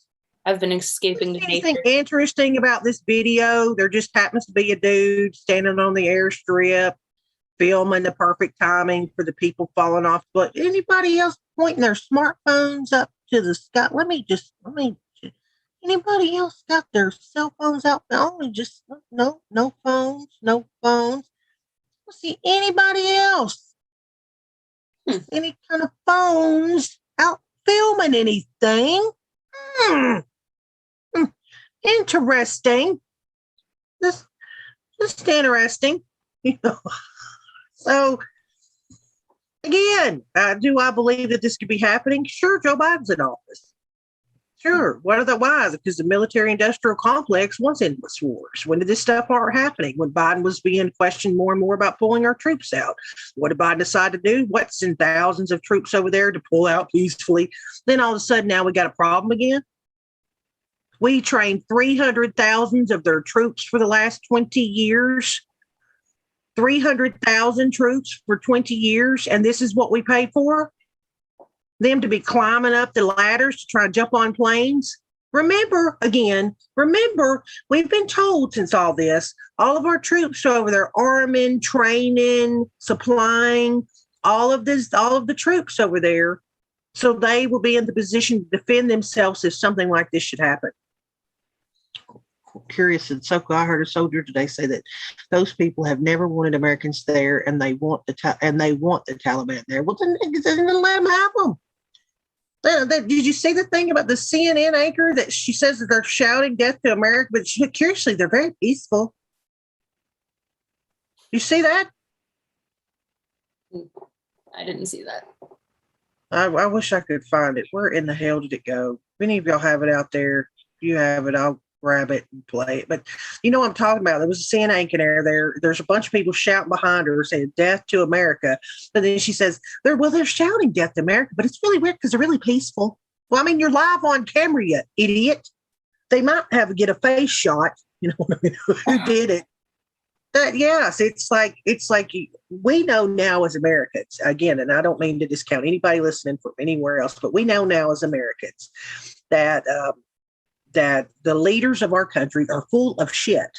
We went over there to fight in the war because there were weapons of mass destruction. We found out that was a lie. We knew of the Pearl Harbor. They knew all about. They staged that because they wanted to go to war. We're talking about these kind of people, right? We're talking about these kind of people that have been running the country. So then you realize that these are the people that have went over here and went to war and had Americans in war for 20 years. You know, we're told one thing by our media that we know is now all full of shit. And now they want us to believe that these horrible Taliban people, and I'm going to agree with. I'm going to take into consideration women. The only difference is that Afghanistan will go back to their feudal system and be selling their, what did that say? I hate it sometimes. Their opium to China. Yeah, well, I mean, in China sends all their fentanyl to America. I'll give you another example of something I've been digging into lately. This is just Hi, Kiwi Crochet Girl. I'll give you another example. Isn't it amazing how Facebook can sign a deal with their government and circle back? Lady can come on and brag about how they're going to be working with Facebook to take down fake news and, just information the government doesn't like, by the way. But for whatever reason, Facebook can't seem to do a damn thing about all the scammers that are jumping into people's Facebook messengers, pretending to be your family members or friends, trying to scam your grandma out of her life savings. They can't do jack shit about that. But they are more concerned about taking down, your reporting of victims of the jab, or you're reporting on an actual immunologist or an epidemiologist. That's the shit that they want to focus on taking down. But there's people in your messenger trying to rob you blind. And men, I'm going to tell you out there, because again, just the statistics say that about 70% of the viewers on these streaming things are men. So, I'll shout out to all my ladies out there, by the way. But one of the news scams is that they're going on and they're getting on these messenger apps or whatever with men. They're pretending to be, 25-year-old beautiful women that, we're so attracted to you. You're their new daddy, if you know what I'm saying. Well, they convince you to send them pictures of your damn self, okay? To send you, you know what I'm talking about. I'm not talking about picture of your big toe here, okay? I'm talking about your other toe. And they won't see your face in them. They won't see your face in the picture with your big toe. So there you go. So you can't say, well, that ain't me, that's somebody else. There's your face, Tommy. They're convincing people to send their pictures of their face with that junk down below, and then they're blackmailing these men. That ain't no 24-year-old that's been messaging you. That's a 50-year-old guy living over in India that is now like, I'm going to post all your shit for your whole family if you don't send me $1,000. And it don't end there. They just constantly keep blackmailing you or threatening to release the photos you've sent them. So all you men out there, beware you get some lady I don't care, any woman you can't go meet at a cafe for a cup of coffee telling you that she's, there's this 25-year-old hottie that wants your 60-year-old ass. Don't send them any pictures. Because there was that story, that 18-year-old boy that ended his own life because they did that shit to him and he didn't have any money to send them. And it stressed him out so bad he wound up ending his own life. So there's all kinds of scams that they're running on Facebook and shit. But forget you guys, forget protecting your life savings. Forget all that. But when it comes to your freedoms, Dawn 20, good night, see you soon. Oh, good Lord. See me soon. Who the hell is seeing me soon? Probably on your next show, I hope. Oh, okay. I hope so too. I was like, John, you don't know the kind of messages I've been getting and shit. Well, I don't know who you are, John. I do know a John very well, but I don't know him. But yeah, listen, what I'm saying is just be careful. Be careful. Be careful. Be careful sending anybody images of yourself out there, men. If it's a young girl that's acting like, you're God's gift, please, for the love of God, do not send them any images, please. Danny boy, I know 2 women that have been taken by the fake. Yes, that's exactly. Now look, I know 2 women that have been taken by fake boyfriends on the internet dating bullshit. Exactly. That's the new scam. First, it was an IRS scam, and then you have the insurance scam, then you have the fake virus scam. They're moving. So then the word gets out about the fake virus. If anybody's telling your ass to go get some cash money, wrap it in aluminum foil, stuff it in a book, and then send it to them, there might be something up. It might not be on the up and up, folks. If the IRS does not tell you to go get 8 eBay gift cards, okay, like it's sad because they're preying on the elderly, and that makes me I want to put my foot in their ass. But now they've made it through all the elderly and tapped them out of all their savings. So now they're going to go get a bunch of men caught up in this blackmail scheme with all these nefarious pictures of themselves. It's freaking horrible.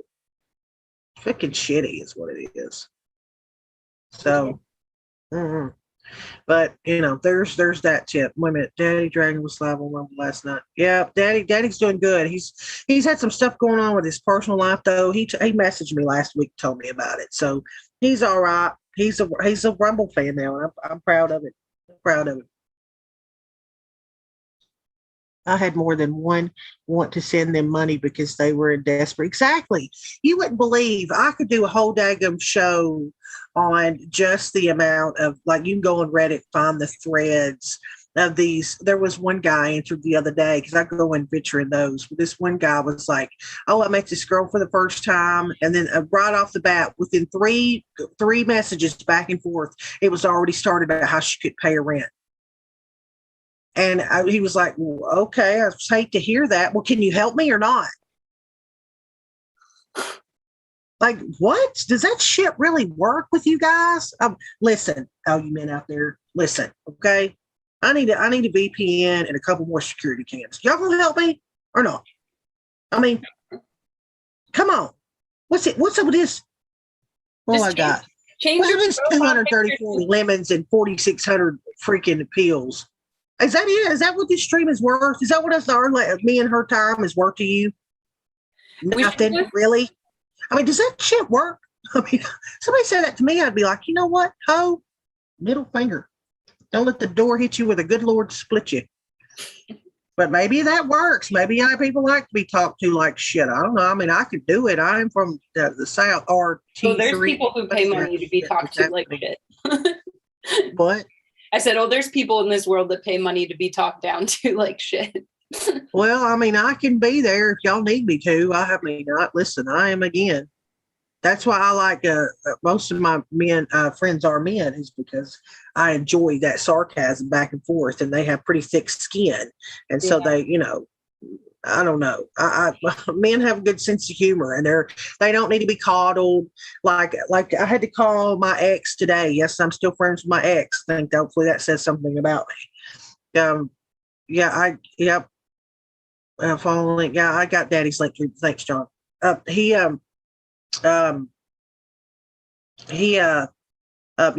to call him today because of this stuff going on with my modem. I know it wasn't normal. I've not talked to him in a month.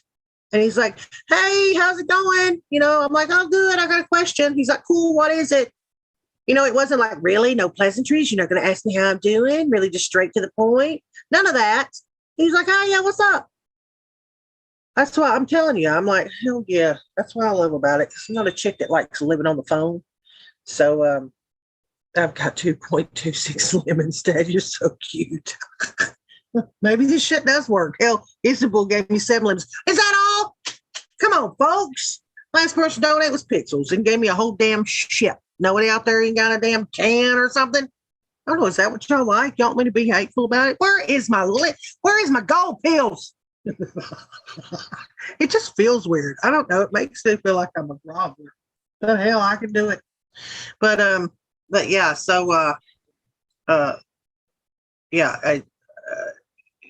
like, that's what men can just kind of like, they come along, tell you what they need to tell you. Patriot Helps gave 5 lemons. Wayne Doodle gave a lemon. Y'all need to talk shit. Oh, Charmaine. No, she's my freaking snipe hunter, so I'm not really big to her. I'll play with them back and forth a bit, then send them an email that pokes holes in their story and tell them if they write again. Oh, I play with them. Well, good. You should waste their time. There's a Jim Browning. Do you guys out there know who Jim Browning is? I love Jim Browning. This guy goes after the scammers mostly. He'll tell you they're in Calcutta. Most of them are in India. But he almost got convinced to take his, gosh dang, mermaid Mystics gave a cookie. Yell for more. Are y'all kidding? Ask and you shall receive. Well, I mean, if it works for me, listen, it's been a rough year. Okay, I've hinted around about it a couple times. Like whenever I started this out, you guys, all my hosts, all the donations, 75% of the donations went to the host because I didn't want to be that way. They were helping do stuff for the stream, and so it was only right that they got the percentage of the donations. But this year, I'm probably after January, I think I sent them something. I've not sent them shit. I've not had it to send them. When YouTube demonetizes, 95% of my donations went in the trash can. I don't know. We don't get any donations on Foxhole barely ever. You can click on our past videos and tell if I'm lying to you. It'll pop up how many donations we got. My last stream got 17 gold pills. 17. So many gold pills I got. So, it sucks and it's shitty. That's why I said that about covering this satanic Illuminati stuff. It's like, if I don't get donations for it, I'm just going to not damn do it. I don't need anybody to believe that my window was shot out, or believe that cops have been called to my house twice since I just mentioned covering it, or the fact that all y'all watched my modem get taken out 3 or 4 times before I said a prayer. Weirdly enough, it's not happened since I said that prayer, but it's a prayer. But that people will attack you for it. They want you to shut up about it. They don't want to spread the word. Wes, nobody knows that Dee Dee's on Rumble. I think they all know. Dee Dee's on Rumble. Daddy Dragon is what I'm talking about. If y'all didn't know, yeah, he's been streaming over there for probably a couple weeks. So it is one of those subject matters that is. I'm just cautious how much I talk about it, but it's bothered me to no end these last several months that nobody really covers it anymore. And I understand. I mean, they'll come after you. They don't want nobody talking about it. But it's still, to me, it's important because overall, everything else we talk about, the children part of it is the part that bothers me the most, that I think that we better fucking fix. I got problems with us not having that shit fixed yet. That was my issue when I first saw Q disappear, is I was like, I was confused, a little hurt, and then pissed off by it, because I thought, like, what are we going to do about the kids? Is that over for the kids? Because I saw all the like Hollywood media people, all happy again, not concerned anymore about talking about, pizza and chicken and shit, if you know what I'm saying, out more. Oh, Mermaid said, well, so you'll be I'm going to buy more GoPros. So, oh, thank you, Mermaid. That's so sweet. Yeah, the next one I got, I'm going to let Isaac kind of break down who they are and what they want. It's a really good one. And I've got a slideshow. I said, if you're talking in the morning this morning, trying to compile that daggum slideshow with all the images. But again, I'm a visual person, so I like it. But yeah, anyway, see, I get off track. See, Casey, what you're doing, it's all your fault. Damn fault. Is that what us to do, Casey? Like that, like you're talking about those restaurants where they're hateful to people and they tip them better. Is that my shtick? Yeah, I forgot that was a thing. Like the servers are like rude to the customers and then they get tipped more. I don't know. I mean, would that work? Does that work, Foxhole? If I'm an asshole to y'all, be like, where's my damn dope pills? Bitches. You know what I mean? What the hell? I think you should do a social experiment where one day you just change your avatar to a girl in a bikini and see how much money rolls in. No, what did he say? Curious? No, who said that? Somebody said, what did it have? What's curious? My modem keeps completely going down. All 5 pills is what I got here. Oh, well, look, people are actually answering me though. All right. W Squall. Well, then give me your 5 gold pills. 5's fine. That's all you got. Buy some more. You broke. Is this going to work? Does that not make me seem like a greedy bitch, though? Is that not like, maybe you want me to be hateful in my southern voice? You non-money having hoes? See, Dear Dinky said no. He said, I would think Dear Dinky probably knows more. Anyway, who said thank you? I'm getting shit for it. Girl Patriots and a diamond said thank you. Well, thank you. Hey, thanks, Mermaid. Good Lord. Oh, more is from the Chans. Oh, more is from. Oh, listen, I lived in the Chans for a while. That's why I think you build up a lot of your ability not to be offended. I mean, that's why I would tell people, you don't go in the Chans and expect to censor people, okay? KS2, well, yeah. Do I want his 77 gold pills? What? Well, yeah. What do you say that? No, you just keep them. No. Yeah, me every one of them. I can't believe this. I'm a little thrown off. Maybe that's my stick. Maybe I'll just be hateful to people, and they're like, maybe they'll find it funny. I don't know. But yeah, anyway, that's why I think how methods anyone know. How methods anyone know? I don't know what that means. But I lived in that's how I think you build up that thing with the Chans is people are they are who they are. listen, you don't go in there. Chatty said, "Can I love it? Not much, but you made my night." Oh, thanks, Chatty. I appreciate it. I mean, I can start doing it. I just don't want to make y'all mad or hurt y'all's feelings, or or I don't know. Thanks, PJ. I didn't see him. Maybe they didn't throw up. Well, thanks, PJ. But the Jans, is listen. They are who they are. I know Mermaid's working. I don't know what world I'm living in. Maybe I'll do late night streams and be a jerk. You know what I mean? And people will be like, "Hell yeah, jerk it up." Earth Garden Living gave me an ice cream. Thanks. She's sweet though. I don't think she wants me to be yelling at her. But the Chans, they go in and do what they do, and they are just who they are. Like if you're going to scroll through the Chans and find a set of naked breasts, and that's going to offend you, don't go in the Chans, okay? Because if they find out that shit offends you, guess what's going to happen? You're going to have 40 more people posting pictures of naked girls. You know what I mean? It's like if they find a sensitive spot, that these people are the kind of people that'll poke it and poke it and poke it. Yeah, for PJ for sure. Haven't heard anything. I'll message him. Something up with methods. Something happened to methods. Oh, really? I don't know. I talked to him the other day. Play with it. Play with it. Your fingers. Oh, good Lord, Dad, you are okay. We are getting into he's talking like he's in Chans. But anyway, so the Chans, if they find something gets to you, they'll just poke and poke and poke and poke. But the best thing I did when I was in there is I read that really good information. Guess what? Free country. Scroll on past the shit you don't like. Just keep on scrolling past it. You don't have to keep staring at it or be a Karen about it. Just roll on by it. Read the stuff that's important or brings really good information, and then post the things you think are pertinent to the subject matter, and then get the hell out. Don't sit in there and cry because you found a post you didn't like, or they're going to hammer down on you hard. As long as they aren't ugly. Well, they weren't them. I will say this for the Chans. The ones I scrolled past they were as a woman, I would say I didn't find that they were ugly people, because it was most, I would assume, men posting them. So, but yeah, that's why the rap that they got I thought was so horrible, because listen, Chan was full of really, really smart people. Like the whole movement wouldn't have been what it is without the people that were in there. I mean, you're talking about like the fame fags and stuff. Yes, that's what they called them. So spare me the offendedness, but how they could track planes. Have you ever seen that stuff, Casey? Mm-hmm. Oh, okay. She's heard methods. Well, that's cool. Listen, sometimes this shit can get to you and you have to take a break.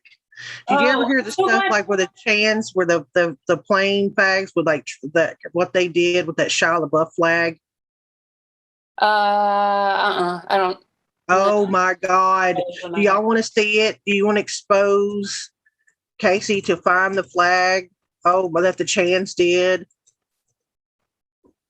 Where Shia LaBeouf on the flag. Do y'all want to see it? We can do this before we close out oh my girl, I'm telling you. It is flipping hilarious. Let me make sure I want the whole one. Is this the whole one? Because this looks probably the one, because I've watched it. You have got to, girl. This is how.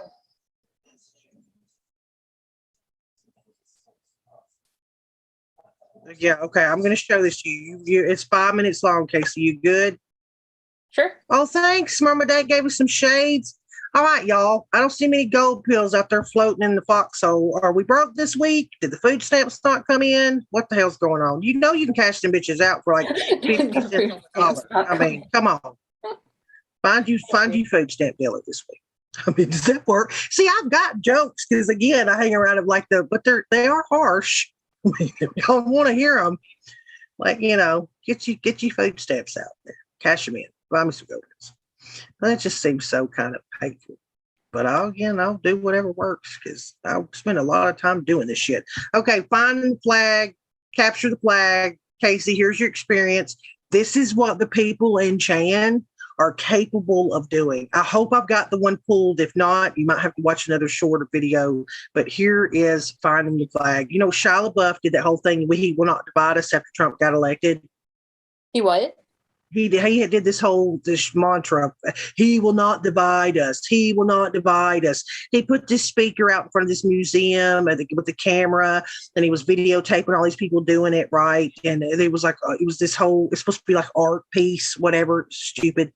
But then everybody was started showing up with this camera and pulling all kinds of stunts. So then he decided to go get a flag and put a flag up that said, he will not divide us. Well, the Chans, it was on. Okay. It was capture the flag.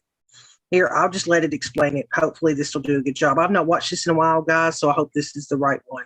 Has changed. It's an endless series of proxy battles fought by mercenaries and machines. Nanomachines inside their bodies enhance and regulate their ability. After defeat on the battlefields of New York and New Mexico, Shia headed to a new hidden location. No more chanting or interaction. Okay, so they found the flag twice, and once in the UK and once in New Mexico. It just said it. So yeah, this is the third one. So he's now moved this flag. This is the third time. This latest exhibit would just be a flag waving arrogantly in front of a camera. There were no landmarks, no scenery, no clues at all to its way. Again, remember, this is all they had to go on. There was no landmarks. It was a picture because they had found it from the landmarks the other two times. Literally, is pointed a camera up to a flag. This is all they get to see is this sky. You feel me? They get nothing but the flag and the sky. And this is what the people in Chans are capable of doing. Whereabouts. It would be impossible to find, and nothing could stop the broadcast. Checkmate. And this would allow Shia to act smug for the next 4 to 8 years. That is, unless Pol's agents could find a way to track it down. Challenge accepted.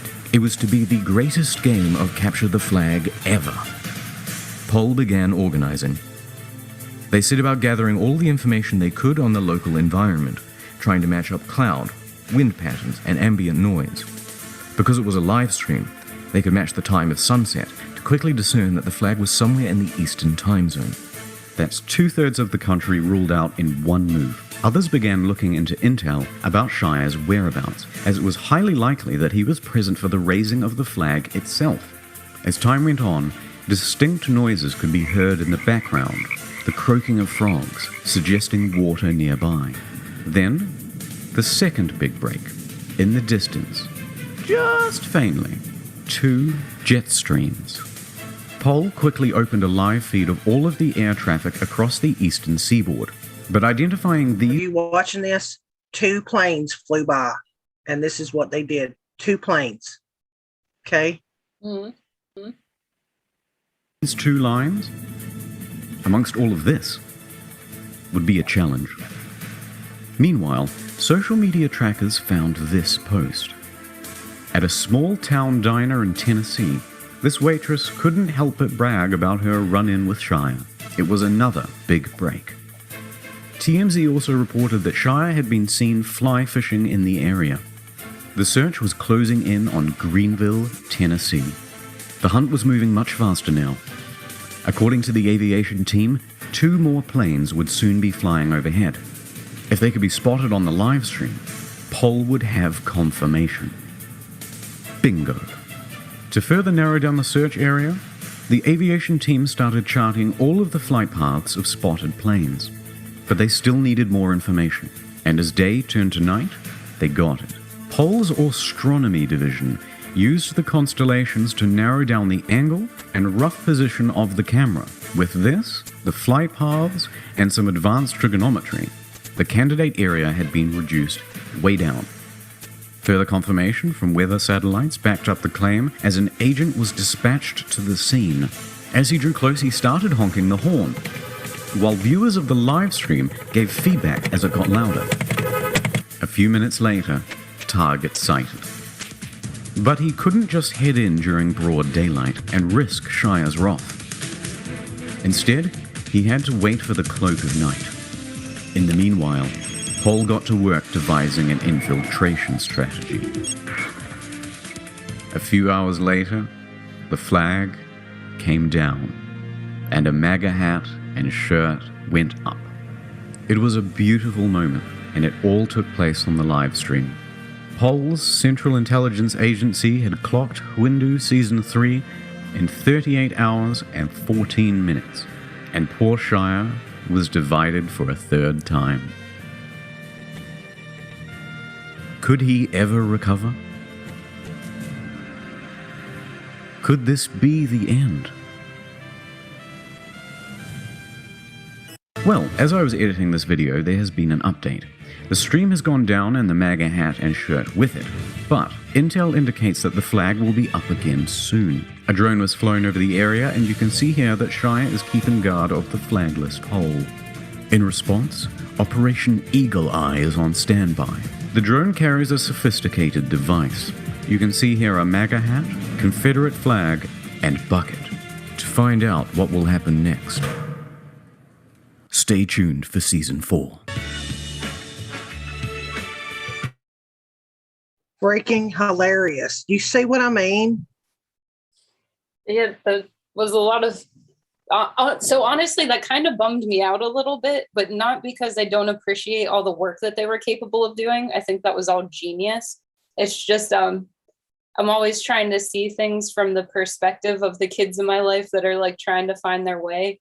And what I saw there was like, I mean, I guess in a way in my head, I think of all actors and actresses who were like in it since they were children. I automatically just assume that some awful things happened to them in their childhood. So like, I always just feel not pity, but like my heart hurts for them a little bit. So seeing him specifically targeted whenever he was hanging up a sign that to a small child would seem so peaceful and loving, like, okay, that our president will not divide us. And that's kind of a good message, you know, no matter who's in office. But I get why the people who know more about behind the scenes of what's going on, I can see why they would want to do that and put so much time and effort. And whenever you think he was an asshole. Shia LaBeouf was an asshole. Right. I'm talking about anybody who, like, whenever fucked up things happen to you, whenever you're a child, I get it that you have to stop acting like an asshole whenever you grow up. It just always makes my heart tinge, like it hurts a tinge. But I get it. People turn into assholes. I just always am praying for people who were child actors, because I just can only imagine what has happened to their brains. But I do appreciate, like, I think that was a well put together video, and I thought it was hilarious if I'm not thinking about it from like the perspective of the little kids in my life. Yeah, not all every child actor was, you know, was treated as like the as the kitten program, or like some of the, you know, like the Corey Feldmans of the world. You know what I mean? Some of them were actually protected because their family, you know, like look at John Legend and his wife Chrissy Teigen's kid that she dresses up in pizza roll onesies. So that child is going to be, you know, catered through life. It's kind of like Shia LaBeouf is friends with that Marina Brockovich, just like Jay-Z is. You know, like he is, like he would abuse like the people that would show up at his camera if they didn't agree with him. He was an absolute asshole to them. I don't pay attention to celebrities that much, so I wouldn't really know. Yeah, like I'll try to like here's a little example of who Shia LaBeouf was during this shit. Right outside of the Museum of the Movie Image in New York City. Above the webcam, the words, "He will not divide us." And the webcam is set up to stream live to the internet the entire duration of Trump's administration at the White House. The whole point is that people would come up in front of the webcam and then recite the words however many times they felt like. It was very cultish, I'll say this. The videos coming out of this thing, kind of cultish.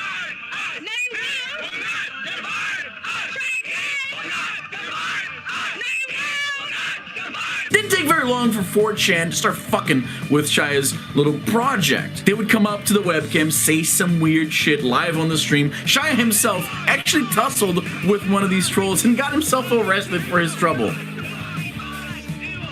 The thing I love about this clip right here is that Shia LaBeouf is screaming right in someone's face, about to actually physically start fighting the guy, while claiming that Trump will not divide them.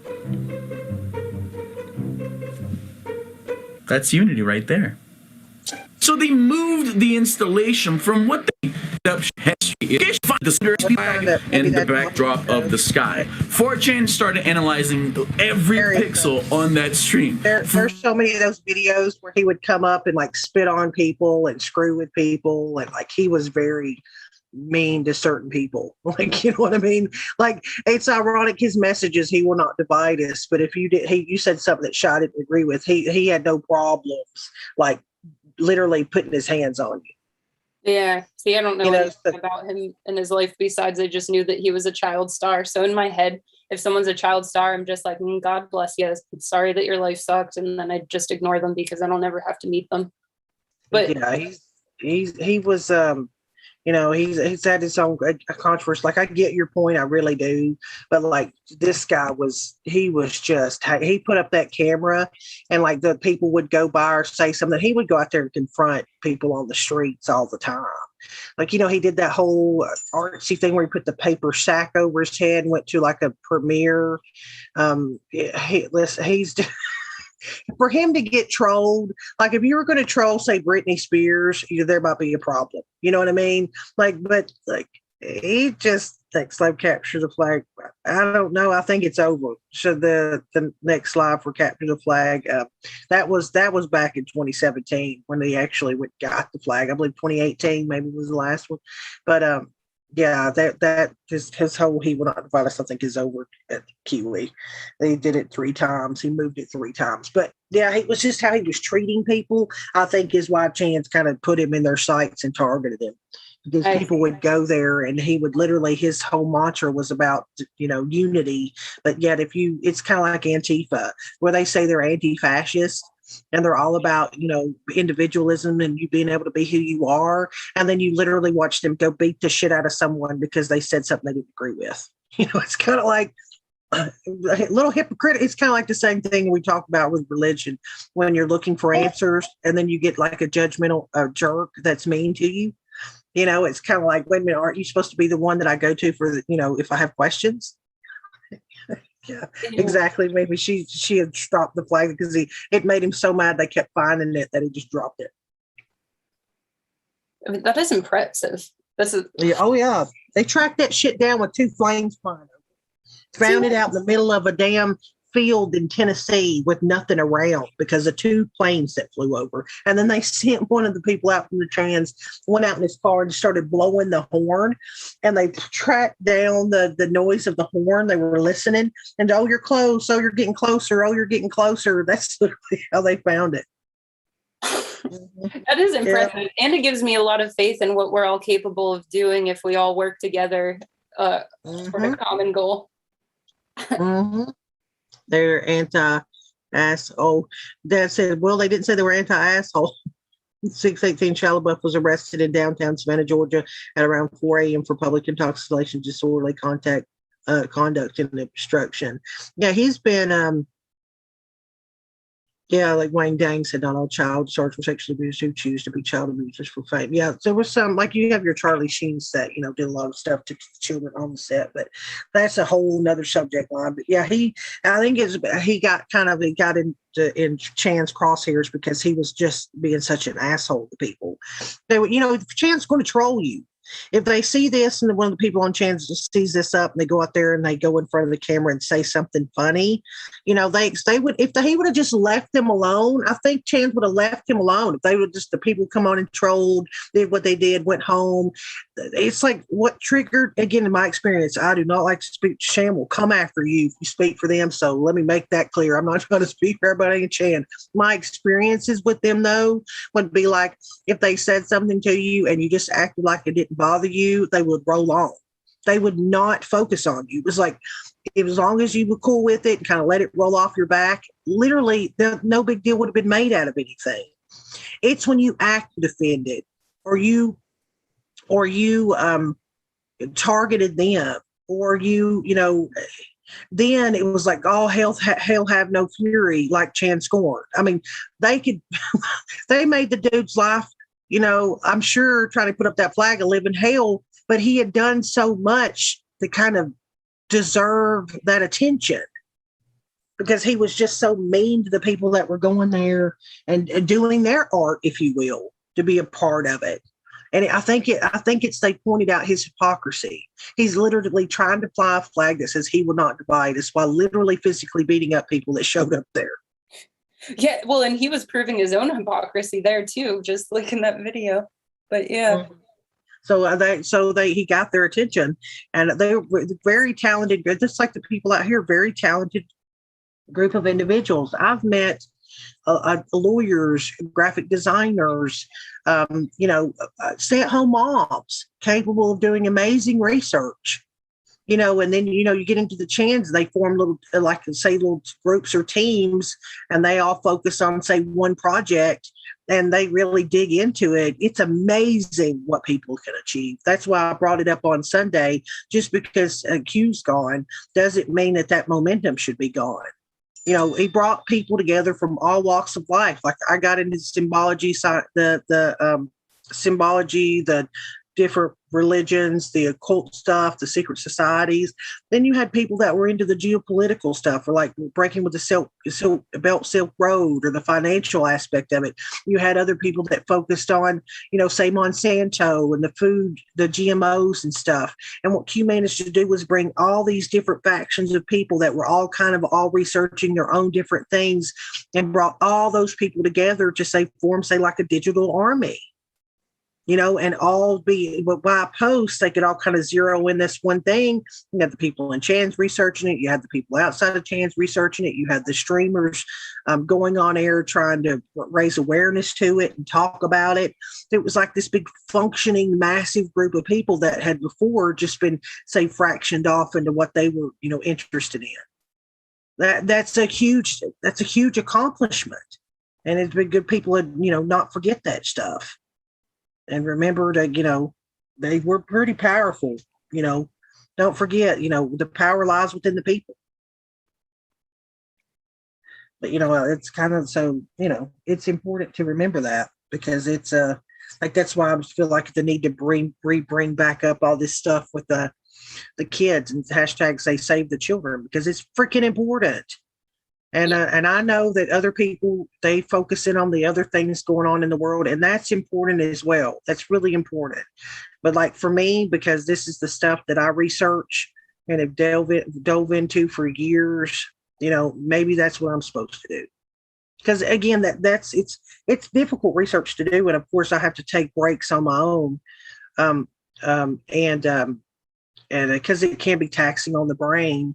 But I've done it for so long, it's almost like I've built up this wall of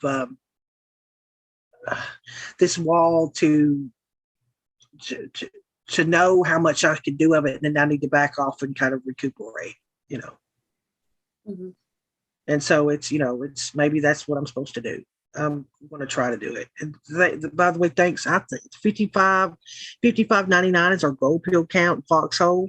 Maybe I'll try this whole thing about being demanding. Where they at? You know what I mean? I don't know. It feels weird, but listen, I'll just imagine I'm sitting around my group of friends and being sarcastic to their ass. Who knows? But I do appreciate it. It helps. I do.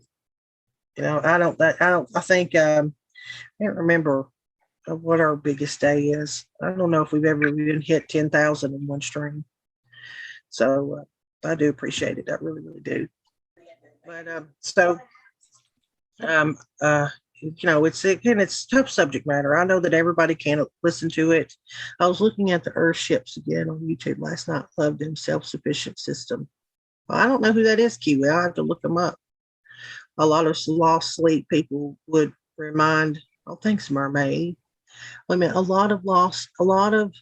Yes, one Scott said, yes, a lot of sleep lost people would remind other to take a break and eat. Yeah, for real. Like, you wouldn't believe how messed up my sleep schedule is from doing this stuff, where I've gone to bed when the sun's come up. Okay, I'm 45 years old. I'm not 20. So me sleeping during the day until noon and not going to bed until 7 a.m, that it'll take a toll on you. But I seem to get more stuff done at night because I don't have as many people like, there's some people will message you trying to ask you to help them fix something or work something out or, and so I just kind of started getting used to, I could read what I wanted to read and research what I wanted to later on at night. Those times just get later and later and later.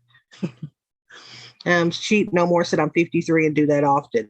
Well, see, we're a spring chicken, Sheep No More. Don't let anybody tell you. And again, thanks, Mermaid. I want to say that right. Mermaid Misk for the cookie. I appreciate it. Yeah. Curious Patriot's been around a long time. Oh, it's a good one. But yeah, we've been going for a minute. I don't want to keep you up longer. You're an hour ahead of me, so it's almost 1:00 your time. Yeah, I think it's my bedtime. Mm-hmm. Well, I think it's important for us to cover. I think it was mind blowing to me when when I just broached this with you and you told me about your experience with it, with your own family around it. That kind of blew me away. Yeah. And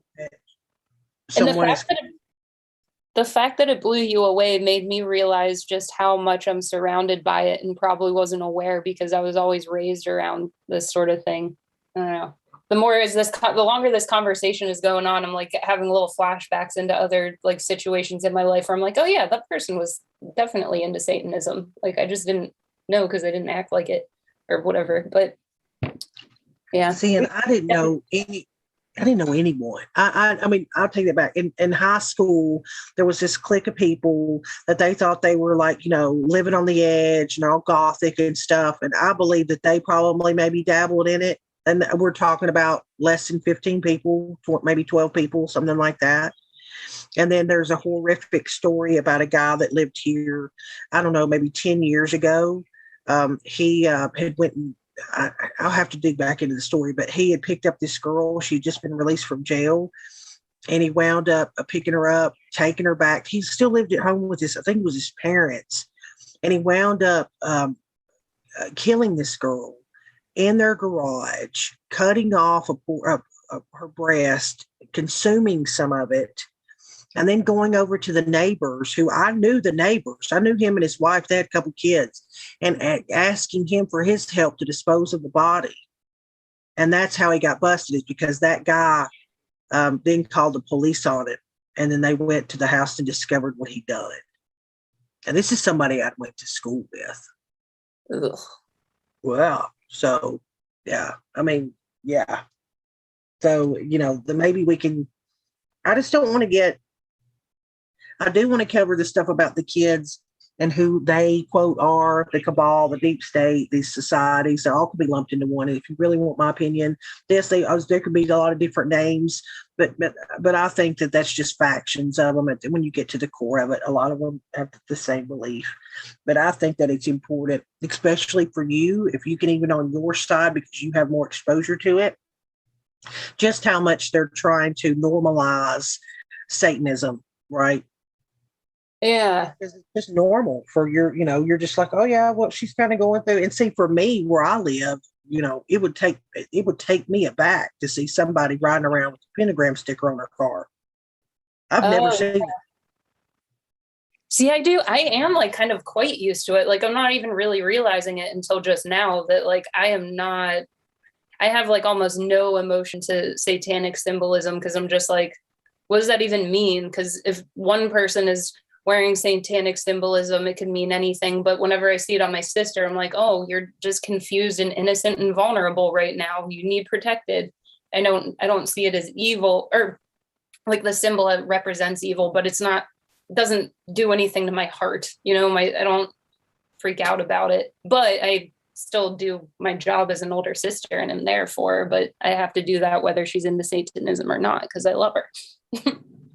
Mm-hmm. Yeah, I mean, that's how it goes. What is that? Kiwi says, Earth ships are self-sufficient systems, homes. I love them. I've never heard of an Earth ship. Have you? Oh, I think I've heard of those and they were so cool. I think one time I spent a long time just like obsessing over looking at those online. I've never heard of them. I will. I gotta let I do, however, have to let Casey go to bed. Yeah. We're going to come back in here if we don't let her go to bed. Almost one her time, so she needs to go to sleep. And with that, it's been a night. We've talked about everything from having the ex-Satanist tell us his experience to we've talked about, the capturing the flag with Shia LaBeouf to now we're on Earthships. But yeah, I'd be curious to hear and maybe even talk to her about how you say if out of the 50 people maybe in her class or whatever, how many of them, have been exposed to it. Like, hey, is this just like a normal thing? Like if she were to rate one, say one of her classes, how many people find this like are into it? I would be curious to know that. Oh yeah. Yeah, I don't You know what I'm saying? Because like down here, it would be almost non-existent. But how is it just a few states away? That's why I try to tell people America. Yeah, I don't even look at it's. I try to remind people that America are like 50 little individual countries because states can set their own laws. States can, you know what I mean? Like some places marijuana is legal, some places it's not legal. Age of consent can be something in one state versus they're trying to lower it in others. So I would be curious to see what she says about that and how she got exposed to it. Like, was it by a friend? Is it certain artists they listened to? Is it a movie they watched? You know what I mean? Like, what was the first exposure to it that made her curious about it?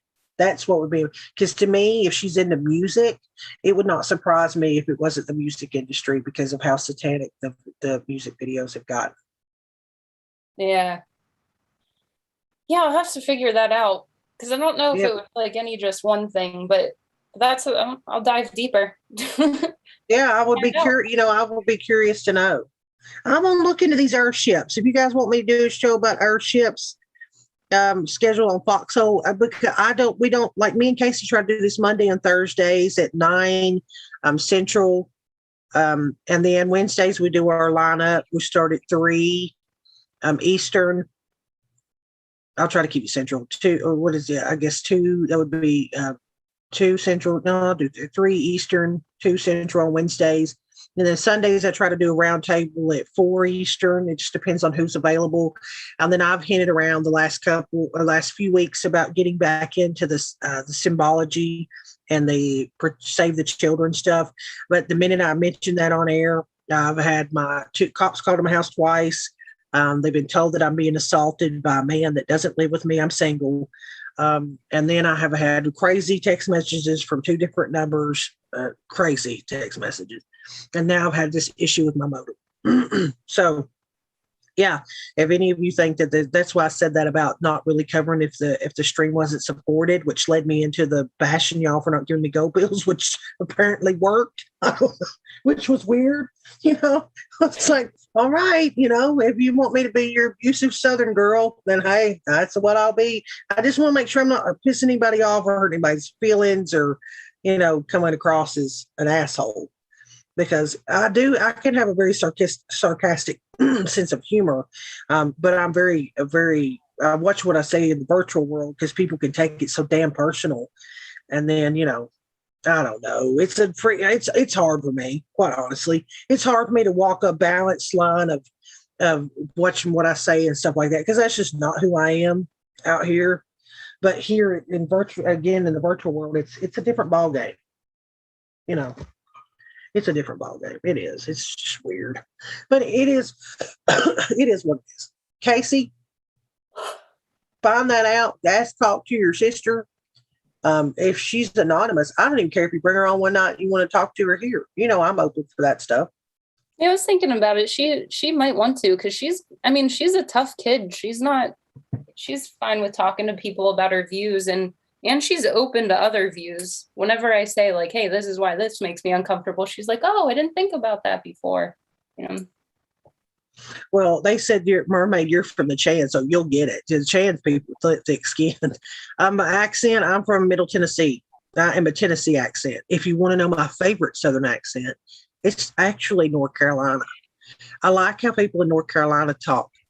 It's weird, but I know I'm from this, but if you ever heard of North Carolina, and they say things a little different than what I do here in Tennessee.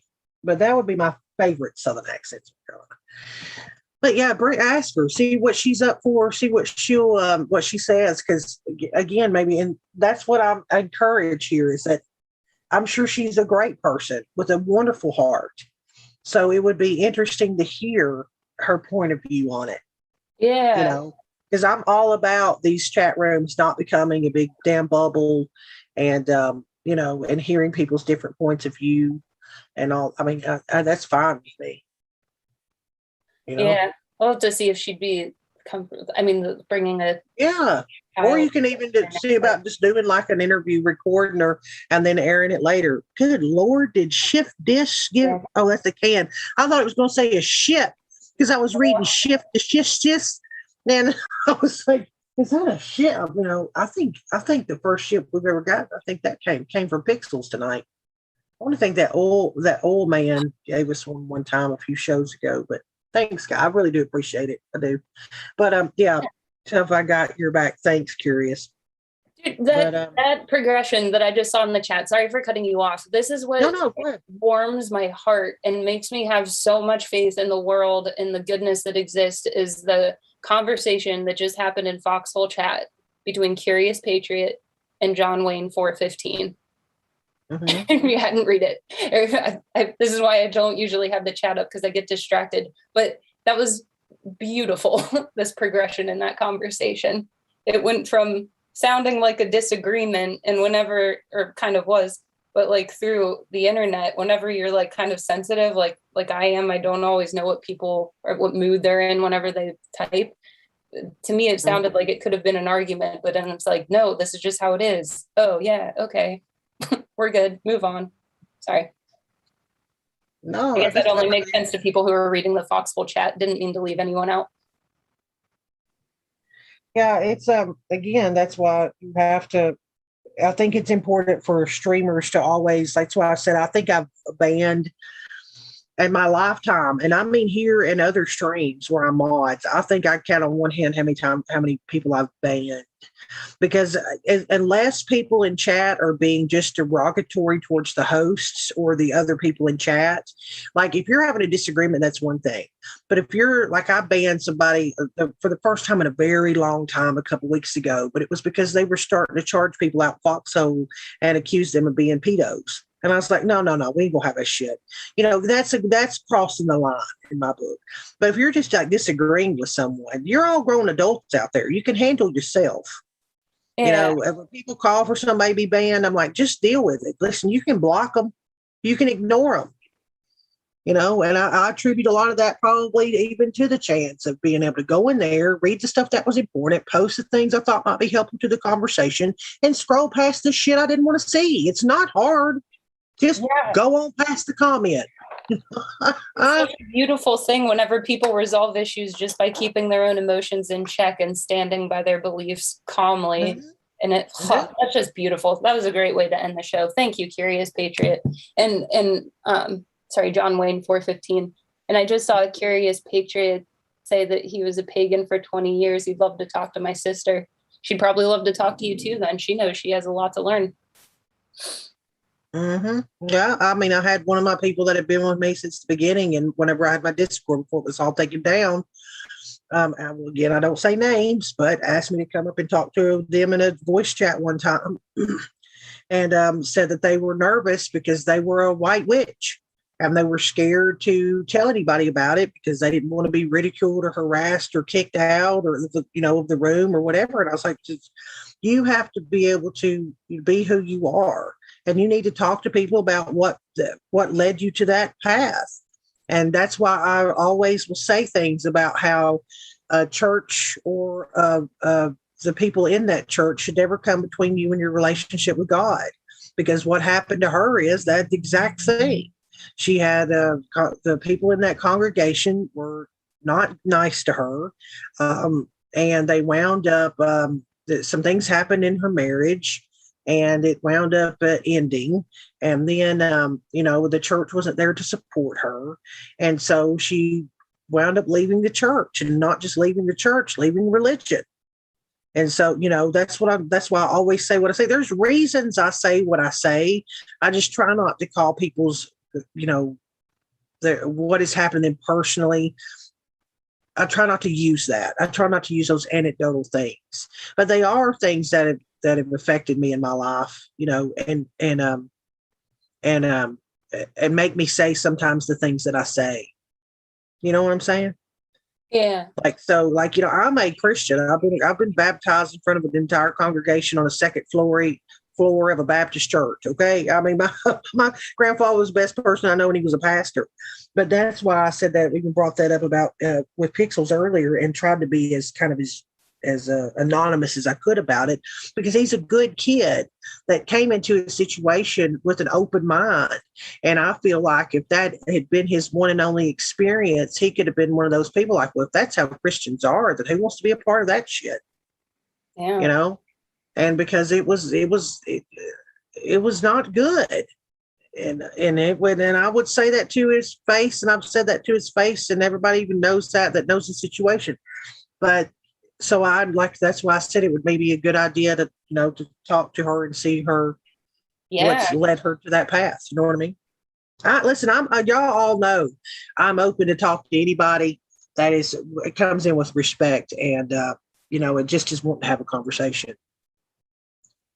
So so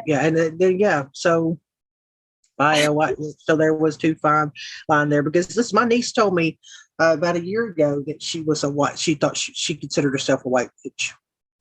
Oh, thanks, mermaid. She said good night. Thanks for all the gold pills. Really do appreciate it. I really, really do. So that's, as a Christian, I was like, I'll just talk to her about it. I was like, well, what do you think that means? What does that mean to you? Yeah. Then, like you said about your sister, I love my niece. Nothing about that is ever going to change. And I know she's a good person. She's a very good person. And that's why I said it'd be interesting to find out how she was exposed to that and what led her to it. Yeah. Yeah. Well, I'm looking forward to having more conversations about this. Yeah. Yeah. That's why I think that, and the person out there, if they listen to this later, that had that conversation with me, it was probably almost 2 years ago at this point. They know who you are. And, I said it back to them back then. I said it back then to them that they should not feel because of me they would ever be kicked out of here because of that. That is not what I'm here for. If you can't be open-minded and allow people to take their journeys, which will hopefully bring them back to a pure life and being a good person and doing the right thing, you have to be that mentor. You have to be that, set the example. Yeah. If you're an asshole to them, you're not giving them much reason to come ask you anything. Yeah. So I'll lead by example. Casey, you get off here. You go to bed, guys. Tomorrow night, I'll probably do that thing where it kind of breaks down who, quote, they are. And I did a whole slideshow. I'll try to work on getting a couple images done because I was up late last night trying to put that together. So hopefully look for that tomorrow. Again, I'll start it probably on all streams. I'll have to probably relegate it just to Foxhole because of the content. There's a part where it shows Jennifer Lawrence's boobies, and I'm going to try and make sure to skip over that part because it's a clip out of a movie, by the way. It's not anything like on the deep web, but it's in your face. But that's the next one. That'll probably be the third. But with that, Casey, I enjoyed this conversation, and I look forward to hearing from your little sister. I think it'll be an important thing to hear, what her experience is. That's really awesome because I'm sure that she doesn't get heard by a lot of people. So that could be very healing for her. Yeah. It's important. It's important to listen to people sometimes. If you agree with them or not, that's where we're in this situation we are right freaking now. Because everybody thinks they know everything. Everybody thinks they're the ones that has the right answer. They're the only one that knows the truth, blah, blah, blah, the truth, or, Yeah. That's why we have a bunch of people running the country that think like that. Look where that's got us. Mm-hmm. You know what I mean? Probably is why Black Witch did learn magic, and because we are humans, they dip over the darkness line. What happens when no Jesus? Yeah. But I think there's a lot into that. Curious. There's a lot going on there. Yeah, there's a lot going on there. I can show you. some of the stuff I've, I don't know. It's a deep, listen, all y'all out there that know him, it's a deep damn subject. And I don't even know how long it would take to get it. But thanks to guys again we almost made 6,000 gold pills in Foxhole tonight, which is pretty huge for us. I know compared to other streams, it's not much, but here, that's a big daggum deal. So I really do appreciate it. And over on, let me do this. Hang on before we go. Sorry. Let me give you one more second. Let me release this lottery thing. Release the lottery. I almost forgot. See, we don't hardly get anything. So I forget. And then I forget to do this scratch off thing, which is, I was trying to figure out how the hell I was getting my own gold pills. But there's this scratch off deal you do over in the Foxhole. Can you hear me? Where you scratch off your own scratch off tickets. And that's how it pops out there. You won 4 of your own gold pills. I'm like, okay, cool. So, yeah, it's pretty cool. All right, so let me get out of this. Let me go over to D-Live. That was the one reason why I loved get verified in D-Live, because it ups your how many things you get in your treasure chest by your donations. It increases by 50%. So that's good for the people watching. So before it was how many ever, it increases by that much more. By 50% more you gain, give out, not to keep, to give out. I'm doing that now as well. That's why we're delayed just a second. Yay, yay, yay, yay, yay. It's 5, 4, 3, 2, 1. Boom. There we go. All right. Oh, good grief. Sheep no more. There you go. Isaboo and spirits. Only 3 folks. So that's quite a daggum bit. Sheep no more. Got it. There you go. For us, that is anyway. They might be like, hell, that ain't true. But for us, that's pretty good off, you guys. So thanks again for contributing over here. I really, really do appreciate it. And thanks, Casey, for always being somebody to have really good conversation with. I love hearing your perspective on some of this stuff, because I think it's important.